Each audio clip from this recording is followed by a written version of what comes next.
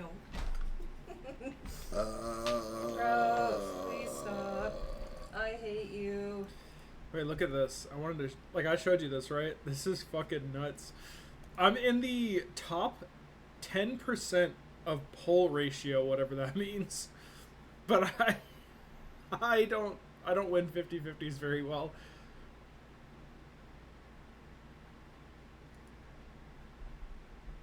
Okay. Doing some love and queef space. Oh, you have to. It's on YouTube because we have to watch the. Yeah, I don't actually have it. Silas Dragon Myth. Honestly, I feel like the YouTube, like the official YouTube channel, should just upload them. Cause like, what are they losing? They're losing like revenue from watching them. Because you know what I mean? Like people are posting their reactions. They could just do the same thing. Cause. Yeah, I don't know. Okay. Should I watch the lavender one? Sure. That one's fine? Okay. Oh, boy. Oh, my God. It goes right fucking into it. Let me, Oh, I need to... call. Yeah.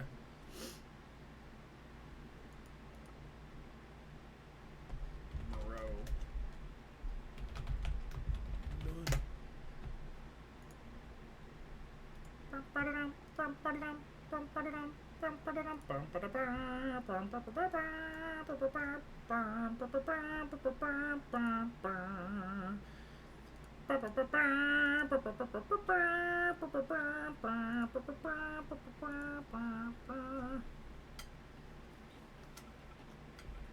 You giving him a low taper fade? Oh, no, I haven't done his hair yet. Low taper fade. Your internet's off on your PC. I know. That sucks. It's so warm. It'll get better. We write letters, we write letters. That just reminds me of that Family Guy. I know I said this before, that it reminds me of Family Guy, but specifically there was a thing that I watched recently where it was like the one where Peter finds out that he's like mentally deficient or whatever, and and they like start calling him the R word in a song. Ew. Yeah, but Yeah. like I just was like it was very reminiscent of that. Okay. Wins join call. I'm working on it. When's Discord load? You can tell that I really like my friends because they they have an impact on me. In what is it? In Russia, In we 19th century Russia. 19th century Russia, we write letters, we write letters. Oh yeah, did you see that I Yeah. sent Jello?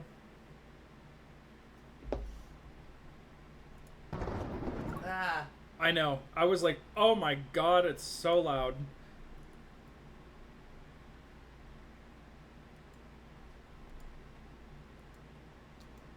Stop it. I can't even hear that for some reason on Discord. Okay, ready. Once, on the day that I lost everything, I met my dragon. The sorceress has been judged. Greed and evil shall perish so long as His Majesty and the sacred judicator protect Philos for all eternity. That's The awful. sorceress has been judged. Everyone Greed and said evil that. shall perish so long as His Majesty and the Dude, I could literally do better. I know. sacred judicator protect Philos for all eternity.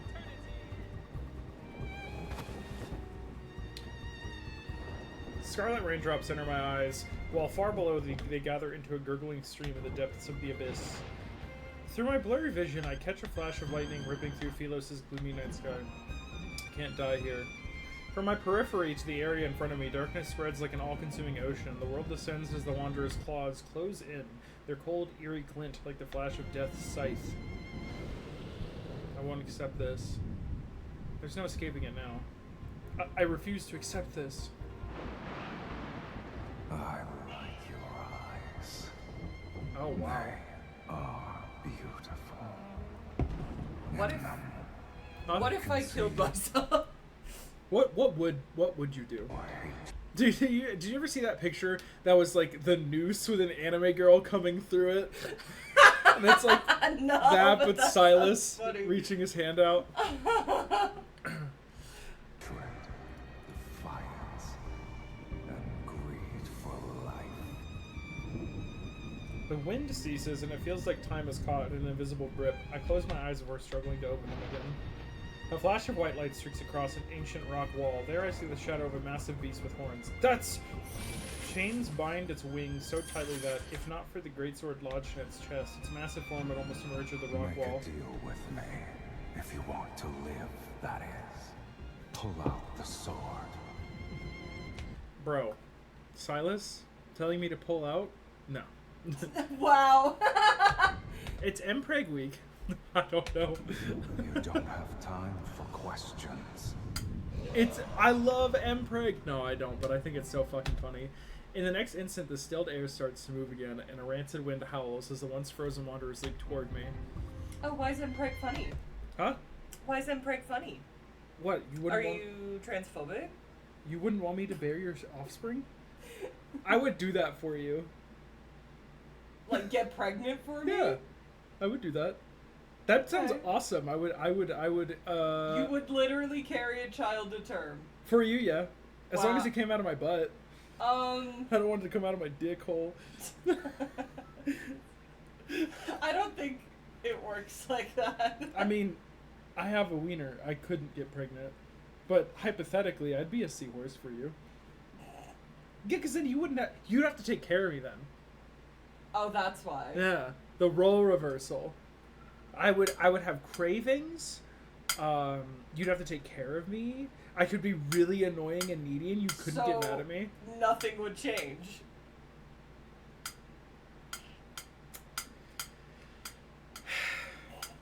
Don't get in a relationship, guys. It's a prison. You think you love someone. What was that joke from American Dad where it was like, I lied to you, son, and I'm sorry about that.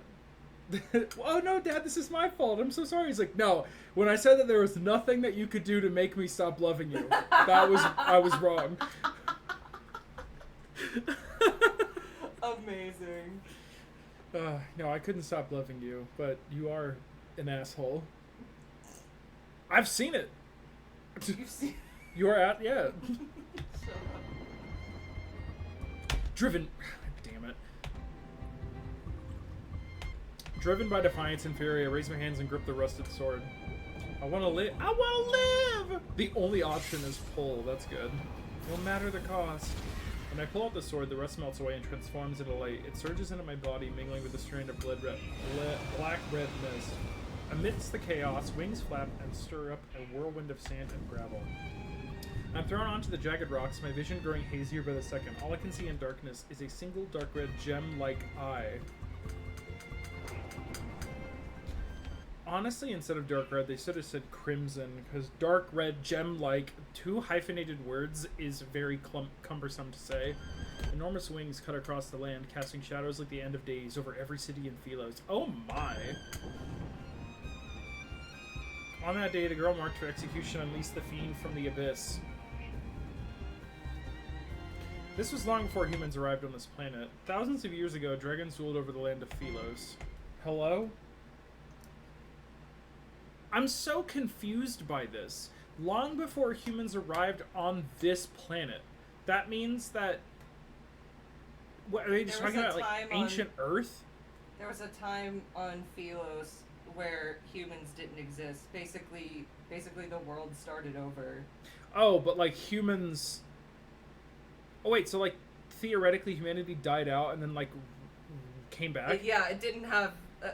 from my understanding, it didn't have that same technology or historical records or anything. There was no way for humans to develop from past Earth. So basically, the world started over. There was like a new period, a new, I don't know, dinosaur era, I understand. a new, you know, Yeah. new medieval period. The interesting thing about that is that I had always interpreted it as like, as the Earth was like being destroyed in whatever cataclysmic event is going to happen, that some like part of this race of humans like left on a ship. Yeah, no, And I came don't back. think anybody survived. That's Or wild. at least long enough or significant Well, enough to no, make much of I a don't difference. believe that. Hi, Ricky. I don't believe that because of Ever, right? They wouldn't just destroy the planet. They're trying to create an immortal world. Right, but with stories like these, typically they fail. That's right? true. And honestly, And it's We it's have clear no they idea. kind of didn't get what they wanted because the world is still trying to go after MC. yeah, For her- that's true. for her Even power. when, like, in far off into the future of Philos, when things are, like, established and there's, like, a, livable world, she's still sought after by the planet's hunger. What's going on, Rick? Thousands of years ago, dragons ruled over the land of Philos. By nature, dragons are wicked creatures that feed on human souls. They excel at drawing out the darkest part of a person's heart, driving humans to turn on one another and become slaves to their desires. Already done. The greedier the soul, the more irresistible it is to a dragon.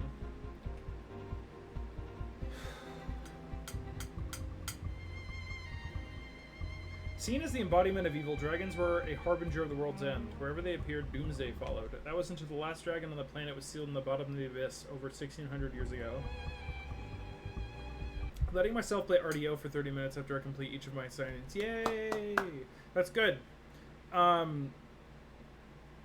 was going to say something else, but my mind went blank. But that's good. I think that's a good way to pace yourself. And I'm glad that you're coming and hanging out with me. I can keep you, I can keep you company is the words I'm trying to say. How's Senior Hoboner? Doomsday faded into a forgotten myth and the age of humanity finally began. Entertain me, funny man. Okay, but when you put me in the spot, it's hard to be funny. I feel as though my chest is being ripped open. An overwhelming weight presses down on my body. I'm immobilized. The towering black building looms, its top swallowed by darkness. A scaly beast's claw firmly pins me down to the central platform.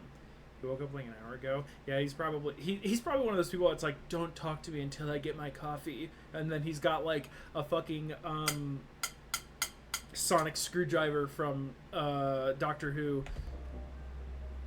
What's happening? I can't move. Dr. Pepper. Yeah, I got a cola right here. I look down to see strands of fake golden light being pulled from my body by an invisible force. Wait, this happened in the main timeline too. This exact Pretty much, thing yeah. happened with her. It hurts. I circle to turn my head. Once again, the shadow of a dragon's horns and wings are flickering on the wall where firelight dances. Clarity strikes me and I cry out in pain. Stop it! Our deal! I would be kept alive! The fiendish shadow lowers its head and its voice pierces my mind. To be a dead person walking counts as being alive. No. Does it? No. In between life and death, an uncontrollable tremor erupts from deep within my soul. A phantom greatsword forms in my hand. It plunges into the beast's chest. The dragon's pained cry resounds in the hall, and the weight on my body vanishes. Clutching my chest, I quickly sit up. As my breathing steadies, I realize I haven't been torn open like I thought. I vividly recall you saying no matter the cost. The giant beast shadow fades away, and from the darkness emerges a man wrapped in a blood-red mist. Oh, hey, Winter, what's up, bro? I'm playing my girlfriend's girdle game, so she can goon over handsome men, I suppose.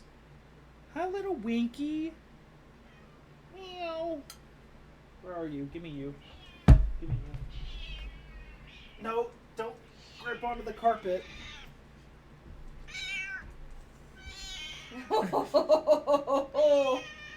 Meow. Meow. Meow. Meow. Give me these little peeps.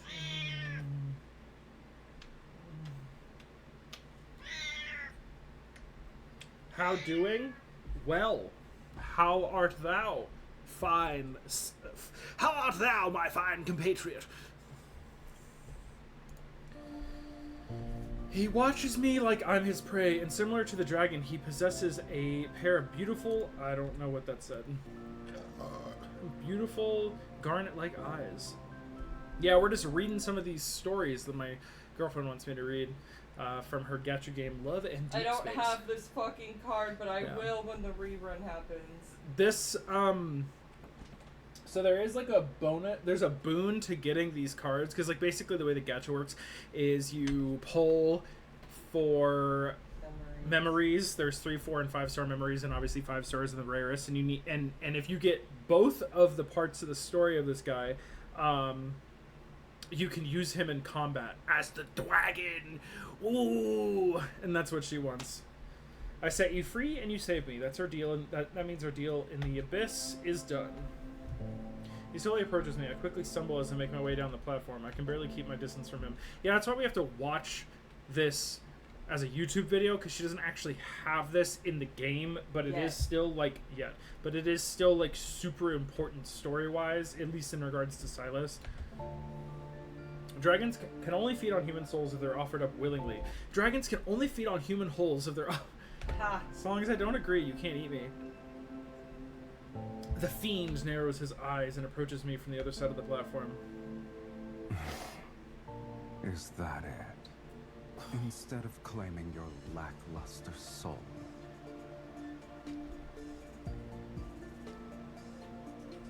you need to return what doesn't belong to you. The dragon curls a finger. Golden light is once again pulled from my chest. You! Stop! Bro, the dragon be curling fingers. Dragon. The more I struggle, the clearer it becomes. A strange, unsettling black mist is tangled up within me. It feels like a soul that isn't mine has somehow fused... Golly! Fused with my own. Rar Is that XD. unbearable, is it? Having your soul torn apart and all. The dragon suddenly yanks me across the platform, its blood red eye right. Holy fuck, this goes so fast. I know, it's unbearable. Its blood red right eye just inches from my face. It goes this fast if you have auto in the game too. In a flash, my mind is dragged into an abyssal vortex just when I think I'm about to be devoured. Ah! The wind howls through the Crimson Valley as countless soldiers of the Legion of Justitia, I think it's Justitia, Justitia thrust their weapons on my chest. I quickly realize this isn't my past, and the body writhing in pain isn't mine either. This is the dragon's memory. I gather my strength, tense up, trying to break free from the memory. The valley and wind fade away like a weathered plant. Traces of light slowly flow back into my chest. It even pulls the... Golly. Like my chest, it even pulls the fiend to me. Oh! He covers his right eye with his hand and leans over the platform. Your power. What is its source? My power.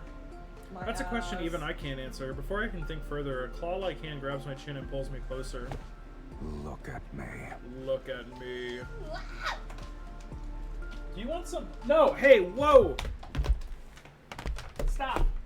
You fucking bad kitty. Meow. She's like fucking scritching on our, here.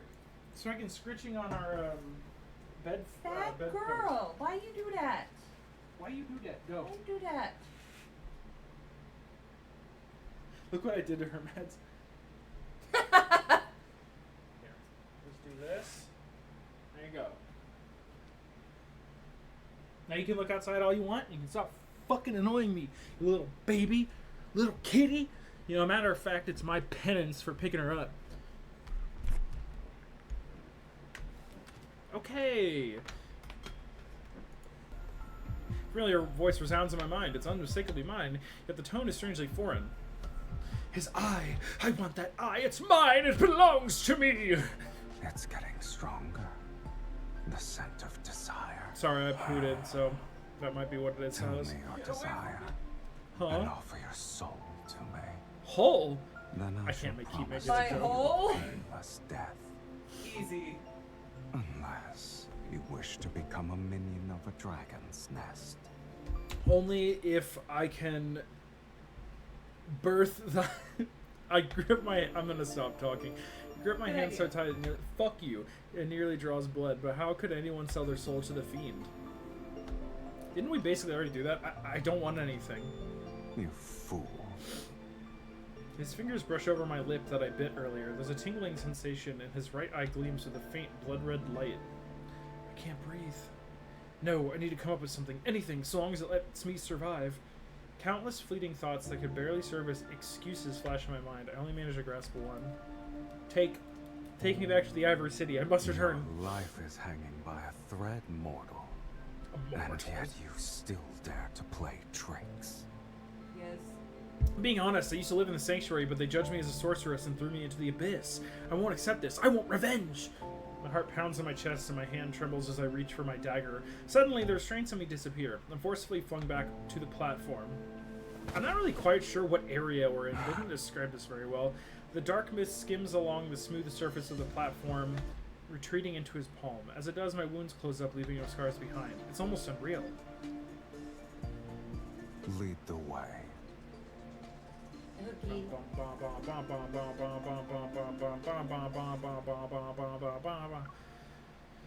Over 600 years ago, after centuries of war with humanity, the dragon, said in legend to bring about Philos' end, was finally sealed in the abyss beneath the fiend-infested Taurus city by the Legion of Justitia. The decisive event known as the Battle of Taurus led to widespread praise to the Legion. The leader who drove a sword into the dragon's heart was revered as the Sacred Judicator. Monuments honoring his deeds stand tall across Philos, and his followers built a grand sanctuary in his name after his death.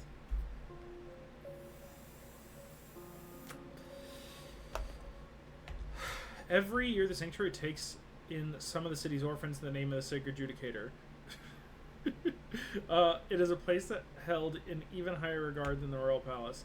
That is held in even higher regard. When these orphans come of age, a Judicator's oracle, dressed in magnificent robes, takes them away to join the Legion of Justitia. However, the Judicator's oracle who came to throw me into the abyss, the Judicator's oracle who came to take me, threw me into the abyss in front of everybody.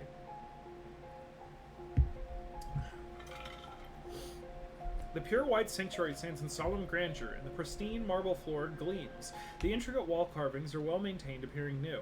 They look just like this when I was taken away. The followers gathered here scatter the moment they see the sorceress who is supposed to be dead.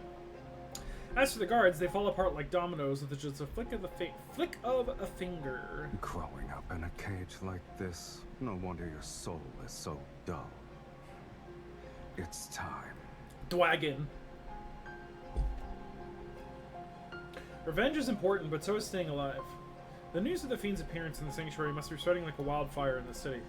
Once the Legion of Justitia arrives to deal with him, I can slip away into chaos. I watch the last guard disappear from view, pretending I didn't see them as I turn away.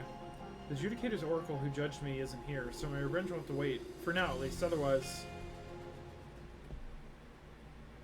However, the dragon shows no interest in my plan for revenge. He stands in a beam of sunlight deep within the sanctuary. His figure stands out against the pure white architecture, yet he's like a statue that belongs here. Taken aback, I quickly shake my head and move to his side. What is that? Following the dragon's gaze, I see the mural on the sanctuary's ceiling. At its center is a godlike figure in a bright red cloak, wielding a long sword as he executes an evil dragon. Oh, the fiend-slaying god. The godlike man represents the Sacred Judicator, and that evil dragon getting a sword through its chest in the corner. That's probably you. Can't figure out why he keeps staring at it. Forget the insult, the dragon is drawn without any semblance of beauty. Don't you understand? The bad guy's pretty! The dragon lowers his eyes, casting a calm, scrutinizing glance over my face. Of course, it's just the artist's take. You're much more handsome and posing in real life. He looks at the text beneath the mural. I love the pauldron that he has on. It's been 1,677 years since I was sealed away. Oh, big man can count. You can read that? You can't? It's written in an ancient language that's been lost to time. Nobody can read it anymore. What does it say? The Fiend looks at the ceiling again. The Fiend is the very essence of malice and greed, skilled at twisting human desires. He drives mortals to turn against each other, leading them to their own demise. Given time, the world will be swallowed by chaos and descend into ruination. The Fiend's arrival marks the onset of Doomsday. Honestly, that would be so fucking cool if I had a prophecy like that about me. During the Battle of Taurus, the Sacred Judicator with a will of iron stood firm against the corruption of evil. In a Boo! war so fierce, he emerged as the sole honorable survivor. I'm guessing none He of that sealed is how away it the actually Fiend, went. the very harbinger of Doomsday, deep within the planet's chasm. With the curse of Doomsday lifted, hope was restored to Philos. I heard the Fiend, which is you, has a destined arch nemesis. This individual must be the Sacred Judicator, correct? What a lofty title. Yeah, this story sounds pretty fake to me, too. Sunlight spills through the sanctuary's entrance. The silence is so intense that it's unsettling. The Legion of Justitia still haven't arrived. If there's no one to hold it back, I can't escape. I try to think of other ways to stall, so I quickly shift the conversation. Ah, yes. This is the resting place of your arch nemesis. The Sacred Judicator in the mural might be long dead, but his ashes are kept here. There's even a statue of him in the inner hall. I set on the armor and shove it best. Feigning excitement, I rest my chin in my hand and look at the Fiend. Switch your pick for revenge. Smash it to bits, douse it in ink, cover it with curses, or scatter his ashes onto the streets. He falls silent again. I look over and see his countenance veiled in a soft light. It's difficult to discern the emotions hidden underneath. This man trapped you in the abyss for over 1,000 years while he was worshipped as a hero basking in glory. Are you referring to that glory built upon ignorant faith? Do you expect me to envy such foolishness? But... Swoosh! A Justitia arrow, forged from golden ore and crackling with electricity, cuts through the air right as I speak. Oh, hey, Jello, what's up, bro? We're on a date with a dragon man. Also, that art I sent you, fucking rad, bro. Oh, excuse me. Finally! Also, it was awesome that you joined the call last night, even for a brief moment. It was good to, hear your voice. Next to me, the Fiend raises his hand and makes a pinching motion. The flying arrow immediately disintegrates into particles. Really tired from yesterday, but yeah. Yeah, oh, it was the graduation that you did, right? And that went well? Yeah, I think you said that went well. I was, not very awake. How boring. Right before the next attack, the sanctuary is engulfed in the dazzling light that blinds everyone present with its radiance. Now... Oh, Jesus. Behind the silver light, blades charge straight for the Fiend. They're accompanied by the sound of hurried footsteps. I step back and look for an opportunity to run outside. How impudent. Well, still some things I could have complained about. But overall, it was you're always allowed to complain, but at least it went okay. Ooh, I'm trying to stretch my fucking shoulders. I hear the crisp snap of his fingers behind me. A sharp pain suddenly surges from deep within my chest as if my soul has been taken. I can't move. My limbs stiffen and move uncontrollably, forcing me to turn around. I gasp as I take in the sight before me.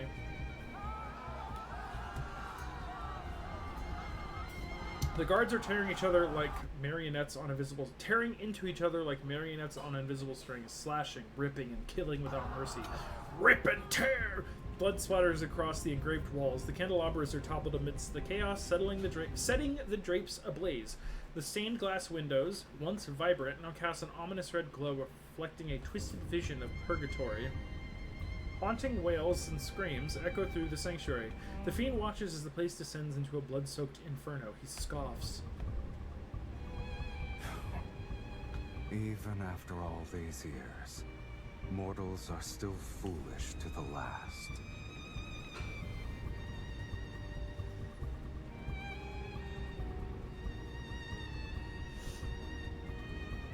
His light steam streams in through the stained glass. I can see the Fiend's blood-spattered face and the cold, cruel curve of his lips. Come. Okay. That priority number one, when you get this myth, is instantly favoriting that line. Sure.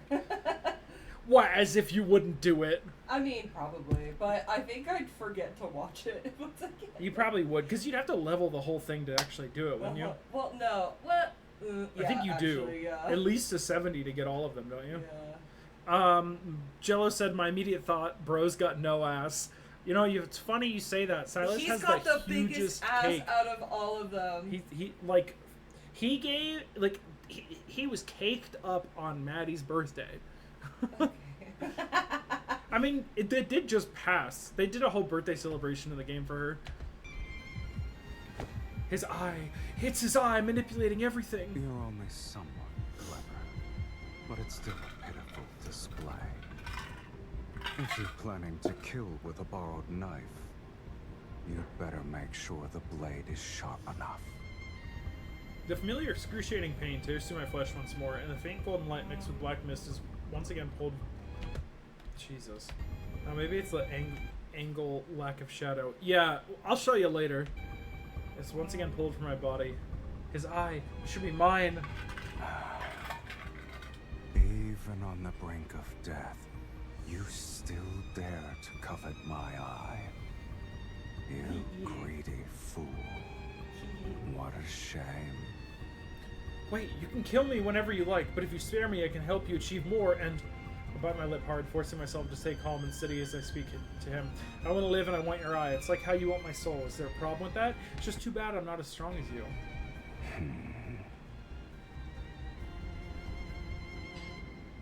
The grip around my neck suddenly loosens. You said you could help me achieve more. Give me an example. I take 2 steps back. I cover my neck as I steady myself. My mind races, scrambling for anything a dragon might want. I can help you amass a large amount of wealth and collect a lot of souls. Whatever you need, I can get it for you. In the next moment, my body is lifted off the ground as he soars into the sky. What are you doing now? Ask again, and I'll devour you whole. With a snap of his fingers, energy erupts from the flames. The columns of fire rise upward and stain the clouds in mesmerizing crimson hues. The ground shakes, and the magnificent solemn sanctuary at the heart of the city quickly crumbles into For ruins. something as tedious as revenge, this will suffice. No need for a spectacle. The wind sweeps up the screams and shouts of terror. The fiend holds me and flaps his wings as he flies off into the blazing sunset. Yeah, so he wanted to make a spectacle out of his reappearance.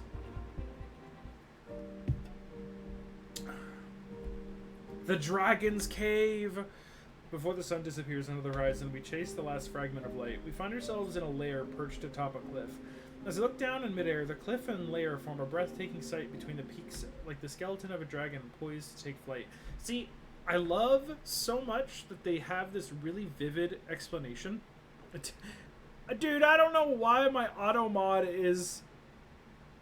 It won't even let me, like, allow that. It's like, do you want to time out Jello the Squatch Boy? And I'm like, no. Damn, bitch, you live like this. Also, it is endlessly funny to me that the reason it didn't post that was for misogyny. This is why robots will never take over. They don't understand humor and references. But yeah, I wish that they would show us these things as well as describing them instead of just like, oh, the area is so beautiful, but here's a cave. Like, I understand, but so. It lands on the other side where the lighting is noticeably better and there are no blood-soaked stone platforms.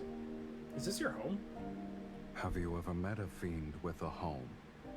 After the dragon puts me down, although it feels more like I was dropped, he drags his tail along a stone staircase to the upper level of the cave.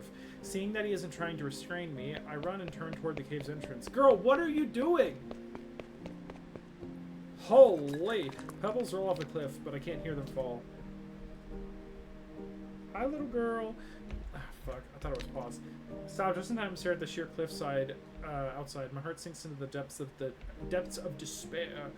Fine, if I can't go back to the Ivory City, I guess this dragon's lair will have to do. So Claire is underneath us, and every time I stretch while laying in the bed, I just think about her stretching her back Pete's. Pete.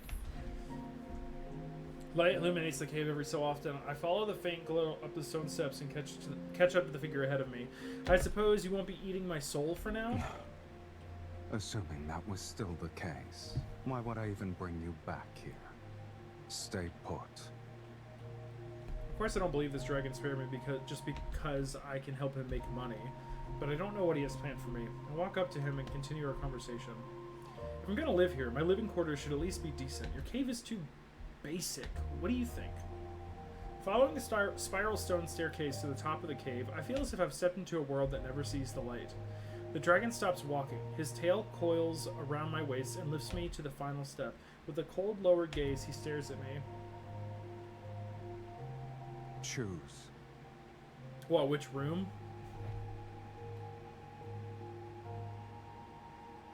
Unspoken words catch in my throat as I watch him snap his fingers. He releases an energy orb that floats into the cave's depths.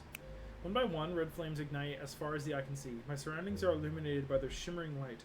Before me is an endless array of treasures and luxurious garments. You are not interested? You'd really give these to me? Why not? You're also mine now. Damn! His tail wraps around me again. My body is turned around, pushed toward the treasure trove. The dragon's lair hasn't been visited for a long time. I make my way to a pile of gold, clear away thick cobwebs, and find an old toppled sword rack behind it. I know, there's no surprise that this is Mads' favorite story, or one of them. This is probably your favorite of his, cards, right? Yeah. Well, besides the Catch-22 one. True. That's a pretty good one. I make my way to a pile of gold, clear away. Yeah. I lift the nearly rotted wood and pick up a dagger that glints with a cold, sharp light. It's called the Fiend Bane. Legends say you could plunge it into a dragon's heart and twist it 3 times to completely shatter the dragon's soul.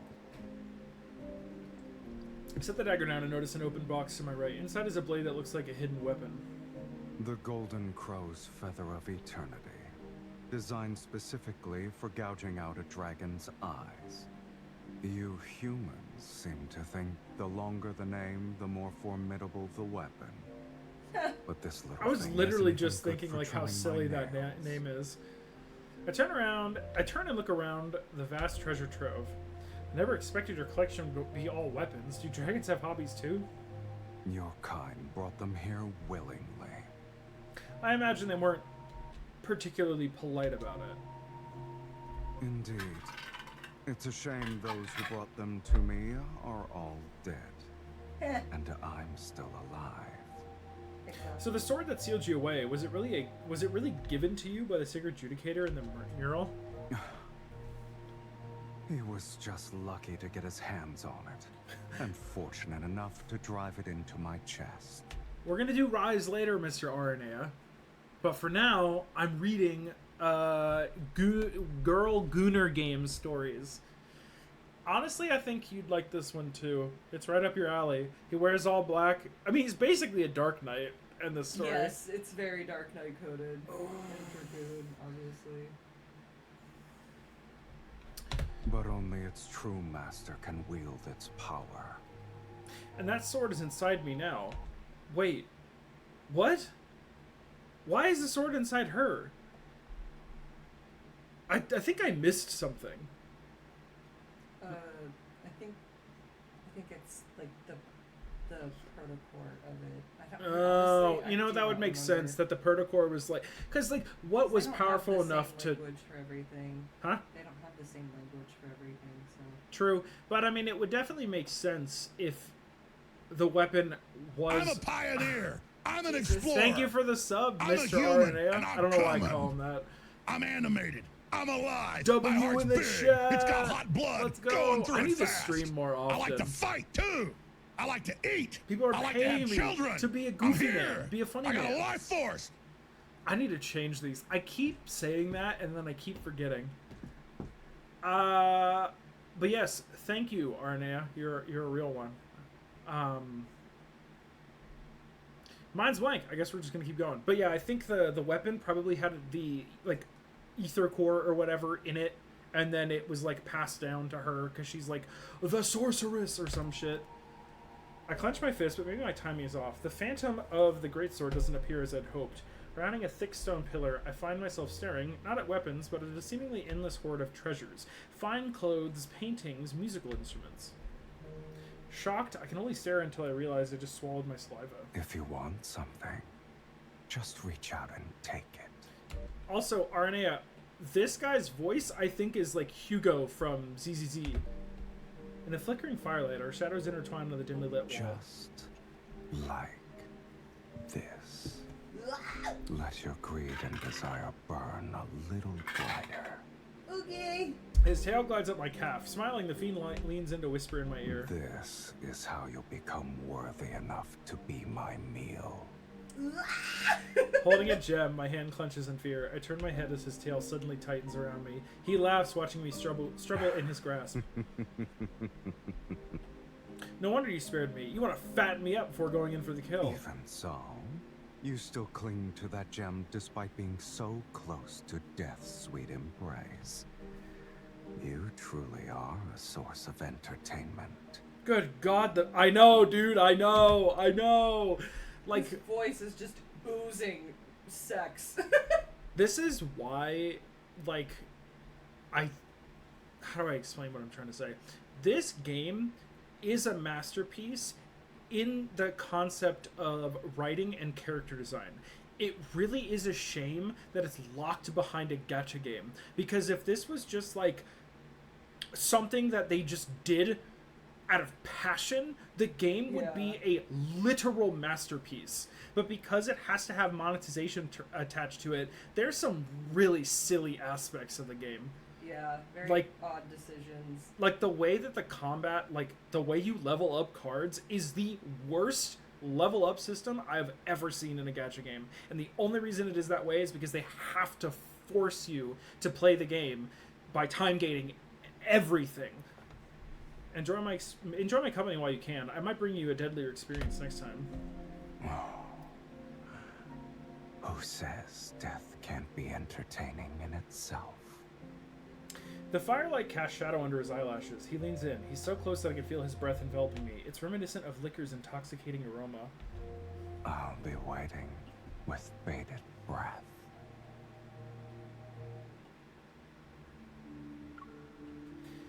That night, the dragon places me with all of the treasures he gathered. It's as if I'm one of them. It appears like everything is present, but all I can grasp is the moonlight descending into the lair from an opening. Whenever I close my eyes, the sound of howling wind inside the cave sends me back to that blood-red valley. All I can hear is the dragon's cries. The moment those blades pierce his chest, the same pain and fury also run through me. Perhaps a fragment of the dragon's soul truly did enter my body. Okay, I understand what happened now. She pulled the sword out of him, that great sword, and then it, like, attached to her soul. Yeah. So, I figured it was some kind of, like, magical something that caused that. The worst part is, because I have trouble understanding things sometimes, not because they're not clear, but because I'm looking for answers that they couldn't possibly explain. Like, what was the reason that it did that? Well, they're never going to explain that. Yeah, I know, but I can't help my mind but thinking about that. But, like, the inner mechanisms of, like, the way this stuff would work in the universe always interests me, but they'll never explain that. At the time, I didn't understand the implications. I also didn't know this would mark the start of a curse. The curse of love!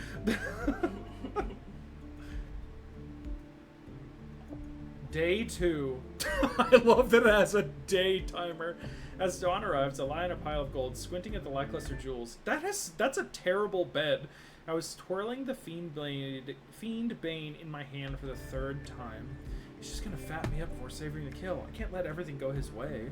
The source of his power is from his right eye. If I could take it. After a night of turning it over in my mind, I've decided I need that eye. With that eye, I might just be able to escape the dragon and avoid the fate of having my soul devoured. Which means I'll have to strike first. It will definitely take more than one attempt, and I may not even be able to wound him, but testing the waters can't hurt. He's after my soul. He won't just kill me off. Besides, if he's going to treat me like a pet cat, he shouldn't be surprised if he gets scratched. Little Winky. Walking down the stone staircase, I find myself circling around the broken central pillar over and over. The steps gradually merge with the ground and extend into the depths below. The dragon rests here. I found you. Ah, the 3D scene. I love this. Look at the tail! I want to see whatever that one feature come back, Illusio, and then you can change his skin and it won't have the tail. Put goofy things on this man when that feature's available.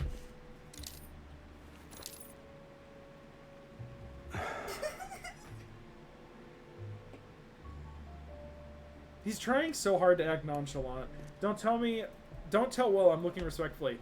Hey, he's not real. It doesn't matter. You can goon for him. He's not real. Although I bet Mads wishes he was. I knew it.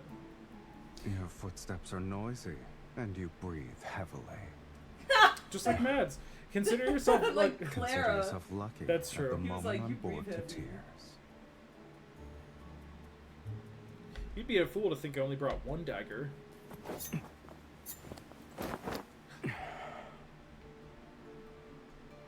You... Child's play. I admit you're clever at times, yet your skills leave much to be desired.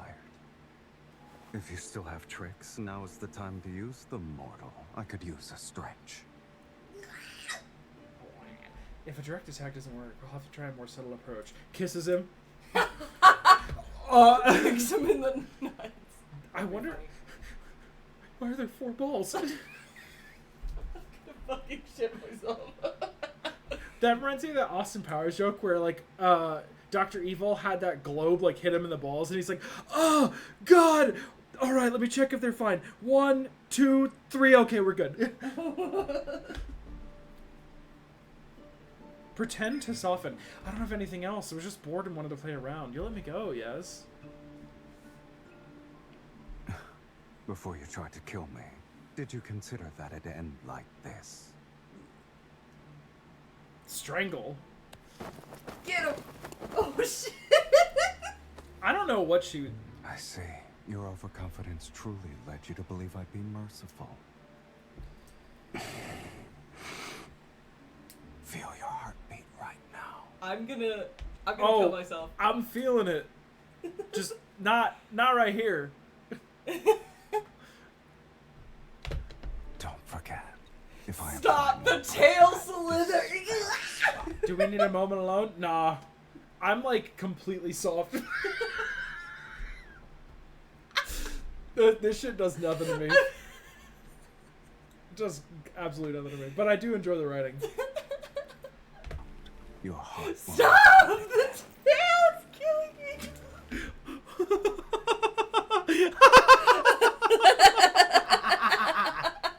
Dude, Riki's emotes are so good. Are you going to stay this week forever? Anything for you, Pookie. This will be the mark for the first time. Wait, do they Okay. fuck?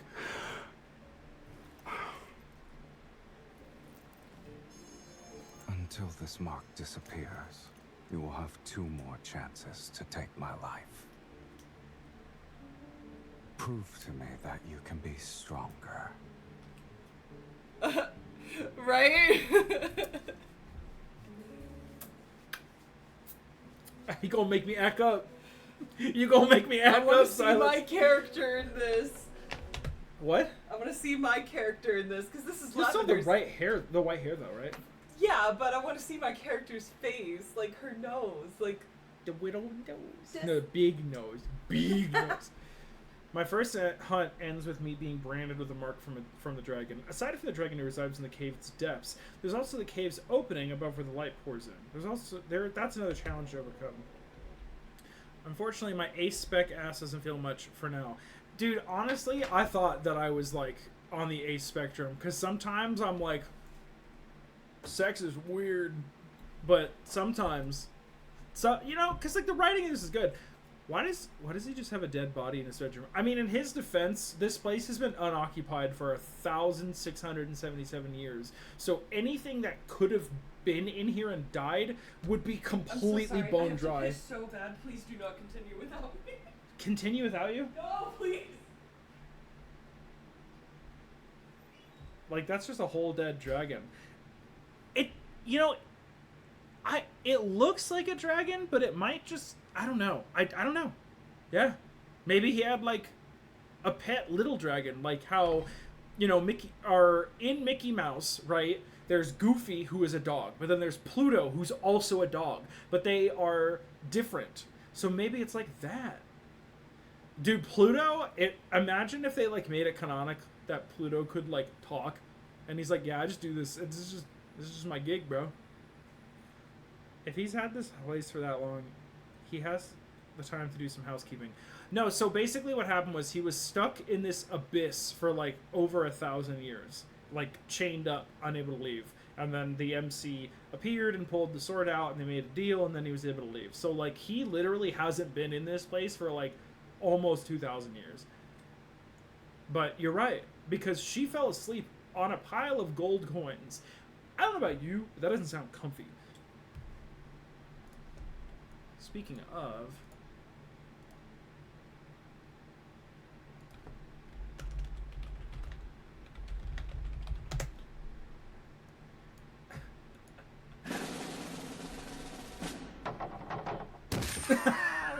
It's not a liquid! It's a great many pieces of solid matter that form a hard floor-like surface! Ah! I love Family Guy. Yeah, you could have some Red Bull. Red Bull? What the hell is Red Bull? Never heard of Red Bull? It's an energy drink. I gotta wait for Mads anyways, so... It's on the house.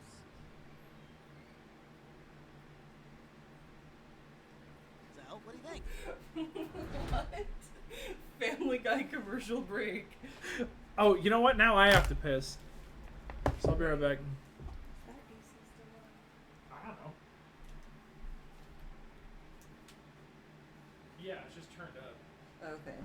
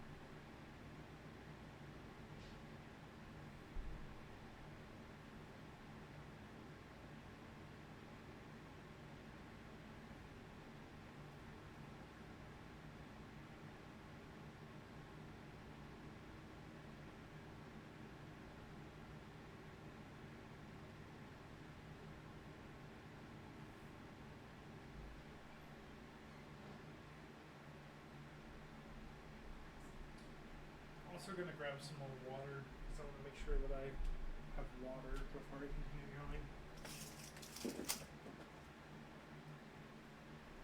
Peter! Peter!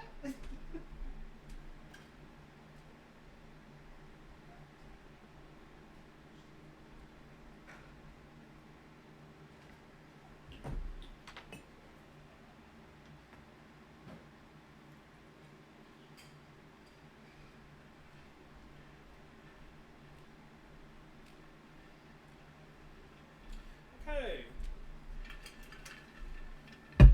We shall continue. Ladies and gentlemen, Mr. Conway twittied.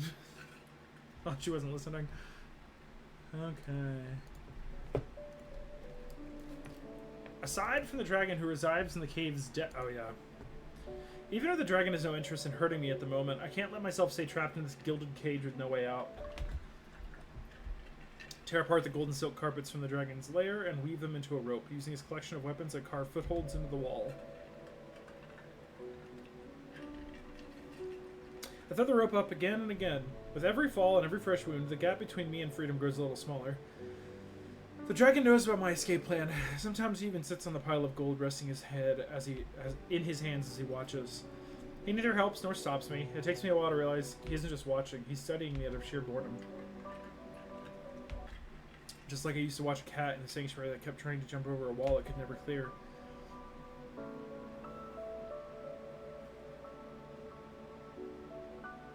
I finally managed to reach the top. 5 days later, at the break of dawn, I finally pull myself out of the cave's opening. But I learn that while I found my way to freedom, it's also another dead end. Outside the lair, the abyss seems bottomless. One can only gaze upon the city of Ebony, Tara City. It is a place where fiends lurk. An endless crimson mountain range covered with forests that are void of life with their scorched trees surrounds the lonely city. There is no other path. Behind me, a narrow ridge snakes downward like the spine of a dragon. Between the vertebrae lies a vast yawning chasm. You'll die if you can't make the jump. As I prepare to sprint and leap, the dragon lands behind me. You won't let me die, or else you won't be able to have my soul. However, you're not concerned about me running away. If you can go down without dying, then you may come and go as you please. Cool. I'm also curious to see where a sorceress who consorts with a fiend thinks she can go. True. With his arms crossed, he floats in front of me. I shoot a glance at his dragon horns and tail. He just floats casually. You're skilled in flapping your tongue to annoy people. Thank you. It's one of my few strengths. Wow, okay, he can banter. I still haven't found the Judicator's oracle who judged me. My revenge is far from over. Looking for him is better than staying Don't here. bother. Even if you leap down these 21 bones, no one in your hometown will be waiting for you. 21. I stop in my tracks. What do you mean? The dragon tosses me a blood-stained bag. What's in it? Eyes. Crows pecked out the eyes of the person you're looking for. My gut tells me this isn't the dragon's doing. What happened? You had me destroy a sanctuary, but the Legion of Justicia took it further. They wiped out an entire city under the pretense that doomsday is nigh. The dragon leisurely floats in front of me, a wicked smile on his face, a blood-red vortex swirling deep in his red eye. The Ivory City is a burning purgatory now. A rare sight indeed. Shall I take you there? At the highest point of the dragon's ridge, crimson clouds surge upward. I'm soaked into a boundless sea of roaring flames. After experiencing a moment of vertigo, I feel as if I'm soaring through the air. A massive shadow glides over the burning Ivory City below. The clash of steel echoes from the blood-stained streets. Stirred by wings, the air carries blood's metallic scent alongside a burned, acrid smell. These are scenes the dragon once witnessed. The memories replay in the soul that's hidden within my body. Humans don't need fiends. Their own fear is enough to bring about the world's end. As if this cruel spectacle of people destroying each other wasn't entertaining enough, I soon find myself falling. My soul trembles in pure ecstasy. What? What an interesting choice of feeling. As I soar through the roaring flames, I pay little attention to the warm droplets that splash my eyes. Enough. I forcefully shove away the one responsible for these visions. The air turns bone-chillingly cold again. I lose my balance and descend. Above me, sunlight pierces through heavy cloud cover, yet the sky grows ever distant as I fall. The dragon's expression changes from cool amusement to alarm as he spreads his wings. He flies toward me. The air no longer moves with when a He flies towards me. The air no longer moves when a scorching embrace envelops me. The descent doesn't stop. It's as if I'm being held in a safe cocoon.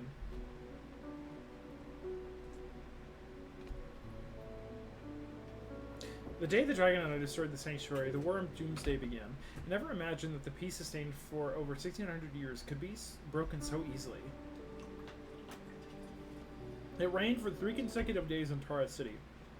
Sit in the dragon's lair and receive shiny trinkets every day. One night, a small mountain cat came in to play with me.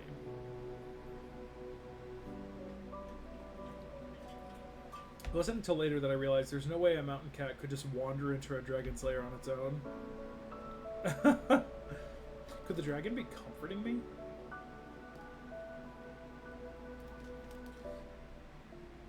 Everybody wants love, even a dragon. After the storm clears, the sky above the dragon's nest is still shrouded in dark swirling clouds. Johnny Unsolo. Hello, what's going on? We're reading the Beyond Cloudfall story from Love in Deep Space. She doesn't have the actual card in the game, but she thinks that it's... Because we've been playing through the Love in Deep Space story together, because she wants me to see it. So It's crucial to Silas's yeah, lore. this is like important, so we have to like watch a video about it. But she'll roll on the banner eventually when it comes back. Hey, at least you didn't miss the rerun, and you've been playing for long enough. Right. Otherwise, it would literally never come back. But also, hello. Where were we? From here, I can see Tara City, a city of ebony that is the opposite of my hometown, a city of ivory. That place is chaotic and evil, a home for those who are shunned by others. It's a world different from what I know. But when night falls, its outline resembles the Ivory City. What's that sound? I don't know. Faint breeze blows from behind me as the dragon folds his wings. He lands a few steps away from me. As I sing the final note, I close my mouth and continue gazing at the distant lights in Taurus City. A requiem for the departed. Sing it again. Haven't you ever heard someone sing before? I've never heard you sing. That's a good one. He sits next to me and his tail curls behind me. The nights in Taurus City are always brightly lit. Unlike the flames of war in the Ivory City, desires and revelry I burn. heard you're the princess of Ivory City. I manage a stiff smile. I was supposed to be a weapon to slay dragons. They told me I could kill a dragon, so they filled my head with a lot of things about them. But when they decided to execute me, they said I was a dragon. That's how humans are. They fear those who are different. The night breeze rolls across the ground and carries the scent of charred trees. Maybe there's another forest fire nearby. Why can't you leave that place behind? I shield a flickering white candle in front of me, its flame about to go out. It's not about that. I just lived there for a long time. Ah, you consider that place your home. Maybe I just miss the cats, dogs, and birds there. Face it. No matter how much you hate it or want to leave, a home is still a part of your soul. The more you try to excise it, the more you'll be reminded of who you are. When I don't respond, he changes the conversation to the topic of my supposed crimes. Enlighten me. What do you and dragons have in common? We have nothing in common. Big cocks. No kidding. She's a big cock too? I just broke the rules by keeping a golden lamp with an engraved dragon. Aside from the one in the Fiend Slaying God, no dragons are allowed in the sanctuary, but I could only talk to that little dragon. And one day they caught me talking to it. Dude, she's gonna talk to his little dragon. Both of them. Little Zeems. Oh. Yeah. I can't help but that's where we got that joke from. That shit is funny. I just hate that guy. Even now, I can't help but laugh when I remember the Judicator's Oracle's expression upon seeing that obsidian dragon coiled around the lamp. To think a carefully trained dragon-slaying weapon would cherish a dragon instead. The Judicator's Oracle looked like he'd been attacked by a dragon. Hysteric, he ordered me to destroy my dragon. Dragon. No, it's just an object. Destroying it would be easy. I remember clutching the little dragon as I was forced into a corner. The shadows of the crowd engulfed me like a tide. But I didn't want to listen to them that day. The essence of the Ivory City is reflected in its citizens. People dress nicely, exude grace, and possess untainted souls. The Judicator's Oracle says desire is a seed of calamity. Excessive indulgence will allow this disease to grow quietly. So I had to act like everyone else. I needed to abide by proper etiquette, say the right words, and bind my hands and feet with invisible white threads. All of those things turned me into a puppet without a heart. But I still burned my dragon. To kill my dragon, they framed me for a great crime. They sentenced the puppet to death because it had one desire.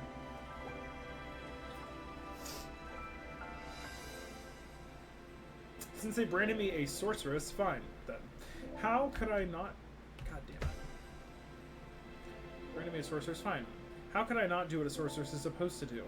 Strands of my hair flutter as I look at the dragon beside me. Since they destroyed what was most precious to me, it's only fair that they surrender what's most precious to them. Based. Everyone wearing a sacred robe should have their chest split open to see their true selves. The threads binding me are cut away one by one. I tighten my fist and finally see what's wrapped inside. A heart still beating. Revenge and plunder. That's my desire. If you can make it happen, my soul is yours. The night grows colder and the candle finally flickers out. The dragon doesn't respond to my deal. He just leans in closer. Do you know what you look like right now? You're a young dragon who just grew her horns. Upon imagining this, I lower my head and start laughing. Maybe he's right. With my little dragon gone, horns grew in my heart. Growing dragon horn symbolizes a rebirth. It's a good thing.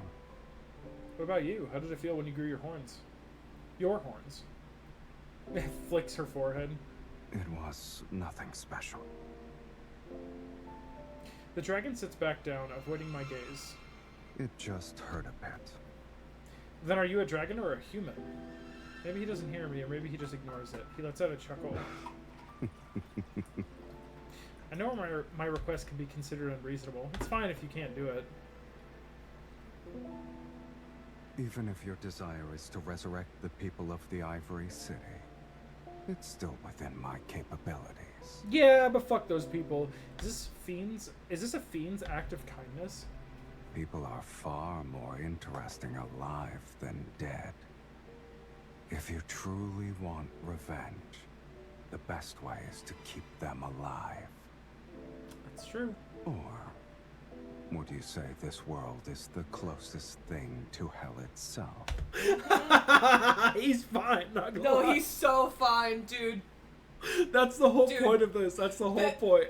This man has me in a chokehold. This and another dude. Yes. Yeah. And I'm entertaining her delusion. Delusions. I'm entertaining her delusions by playing this game. I think everyone should play this game, even like people who don't like men. There are so many lesbians who play this game. Yeah. There's so many lesbians. There's so many asexual people. That like so many people love this fucking game. It's so John funny. Cena loves this game. Dude, Baby No Money fucking cosplayed Silas. And that dude's like a famous rapper. Did you know that? So Baby No Money is like, he's a rapper, right? And he did a music video that's like medieval LARPing themed with Asmongold. But he actually, before the because this was months ago when they shot it, right? Yeah. So when they actually released the video, that has a disclaimer in the beginning that's like, I didn't know about this specific person's like problems, so we've censored him. That's And what so- that was about. And so, I saw that. yeah. and I was like, Yeah. what is And that? so, like, it's Asmongold, but his face is censored the entire time. And I think that was the most, like, effective way to... That's so good. Yeah. That's so good. Baby No Money has taste. I've been aware of his game for a while. I know very little about him, but, like, no lie, I respect that. I respect that a lot. Asmongold is, Awful. do you know that he considers himself a political streamer now? No. Yeah, he is Twitch's #1 political streamer. If you outside of Hassan, so like, just That's- absolutely insane. Aw. Yeah, so like, fuck that guy. He doesn't know what he's talking about, and I'm quite fond of the response. I think more people could be that catty. But yeah, Jello's got an ad break too. That fucking sucks, dude. It doesn't. I said this the other day. It doesn't even tell me when they start now. It just happens.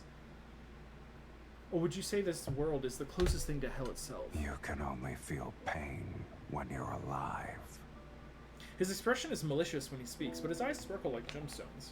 I recall the dragon in the valley with a sword in its chest. Is this the wisdom you've learned as a dragon? You faced death before. You should know the answer. Do you think you'll devour my soul first, or will I pluck out your eye first?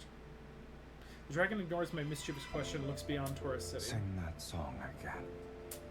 I know our conversation is brought to a close.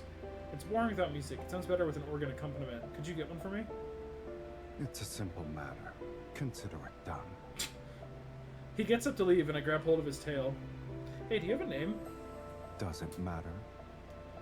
You can't eat me for now, and I won't be leaving anytime soon. Looks like we'll be stuck with each other for a while.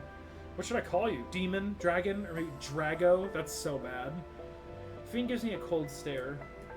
Sensing his boredom, I shut my mouth, and I hear 2 faint syllables rumble from his throat. Stavris? Are you telling It's me an to stay ancient Philosian closer? word. Since you can't read it, you probably won't understand it. So here's the thing about the name Staris is that it's written as if she like misheard it or doesn't quite understand it. So I have a feeling that that's not actually his original name, and is probably like kind of a dumbified human version she said out loud. which is why I kind of find it cringe when people are like, "Oh my God, Stavros." I'm like, no, I don't think. It was probably the closest approximation. Yeah, I'm like, I don't think that means what you think it means. Like, I don't know. When people try to call him by his original name like that as if that's more romantic, I find that. We didn't hear what he said. Yeah, I'm He like, no, his name's Silas. Yeah. Like, we call him Silas. That's his name. I wonder what that's like in the other, like, languages. Because yeah, it might be more clear what they were trying to do in the Chinese version. I think it's similar in the other languages, too. I'll have to ask. Yeah, because, like, I have found that, from what you've told me, the Chinese version is usually the most clear in terms of what they're trying to present. Mm-hmm. And then the English version muddies the waters really bad because they have like they have American sensibilities that they have to protect. It's like, oh, we can't have anything too I don't know. People are so funny. How do I call you by a name that sounds similar? Is Silas all right with you? Call me whatever you want, but don't expect me to respond. The dragon rises, and his unseen wings stir up small gusts around. Look at him! Look at his outfit! Where are you going, Silas? He takes a half step back and falls off the cliff. What is it? It's just the outfit. I just want to like gnaw on pieces of it until it's all gone. On the night I learned the dragon's name, I see him again in my dream. What did you say? Wait. What did you say? I'll mute. I said I'll gnaw on all the pieces until it's all gone.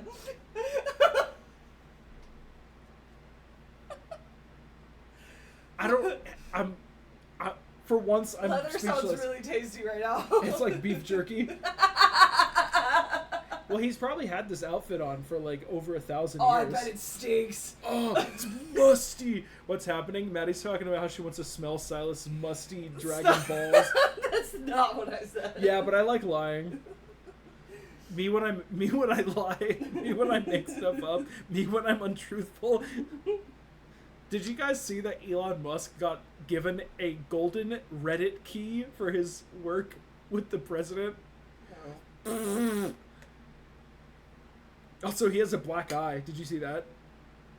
Good. Yeah, people are like, Trump punched him in the face. Yeah, it's cringe. He got a gold key that has the little Reddit alien on it. I saw someone say soy-occupied government. Unbelievable. He falls into the valley, throwing up. Yeah. Don't worry. He will one day not be alive. That's not bad to say, right? Everyone will not be alive one day. His just... My consooner. Who's to say? We don't know. He falls into the valley as soldiers from the Legion of Justitia thrust their weapons into his chest. He slides down and a sharp rock tears into his flesh. A dragon's roar fills the valley, then slowly fades into silence. At the bottom of the valley is... It's not a dragon lying there. It's a young man, barely clinging to life.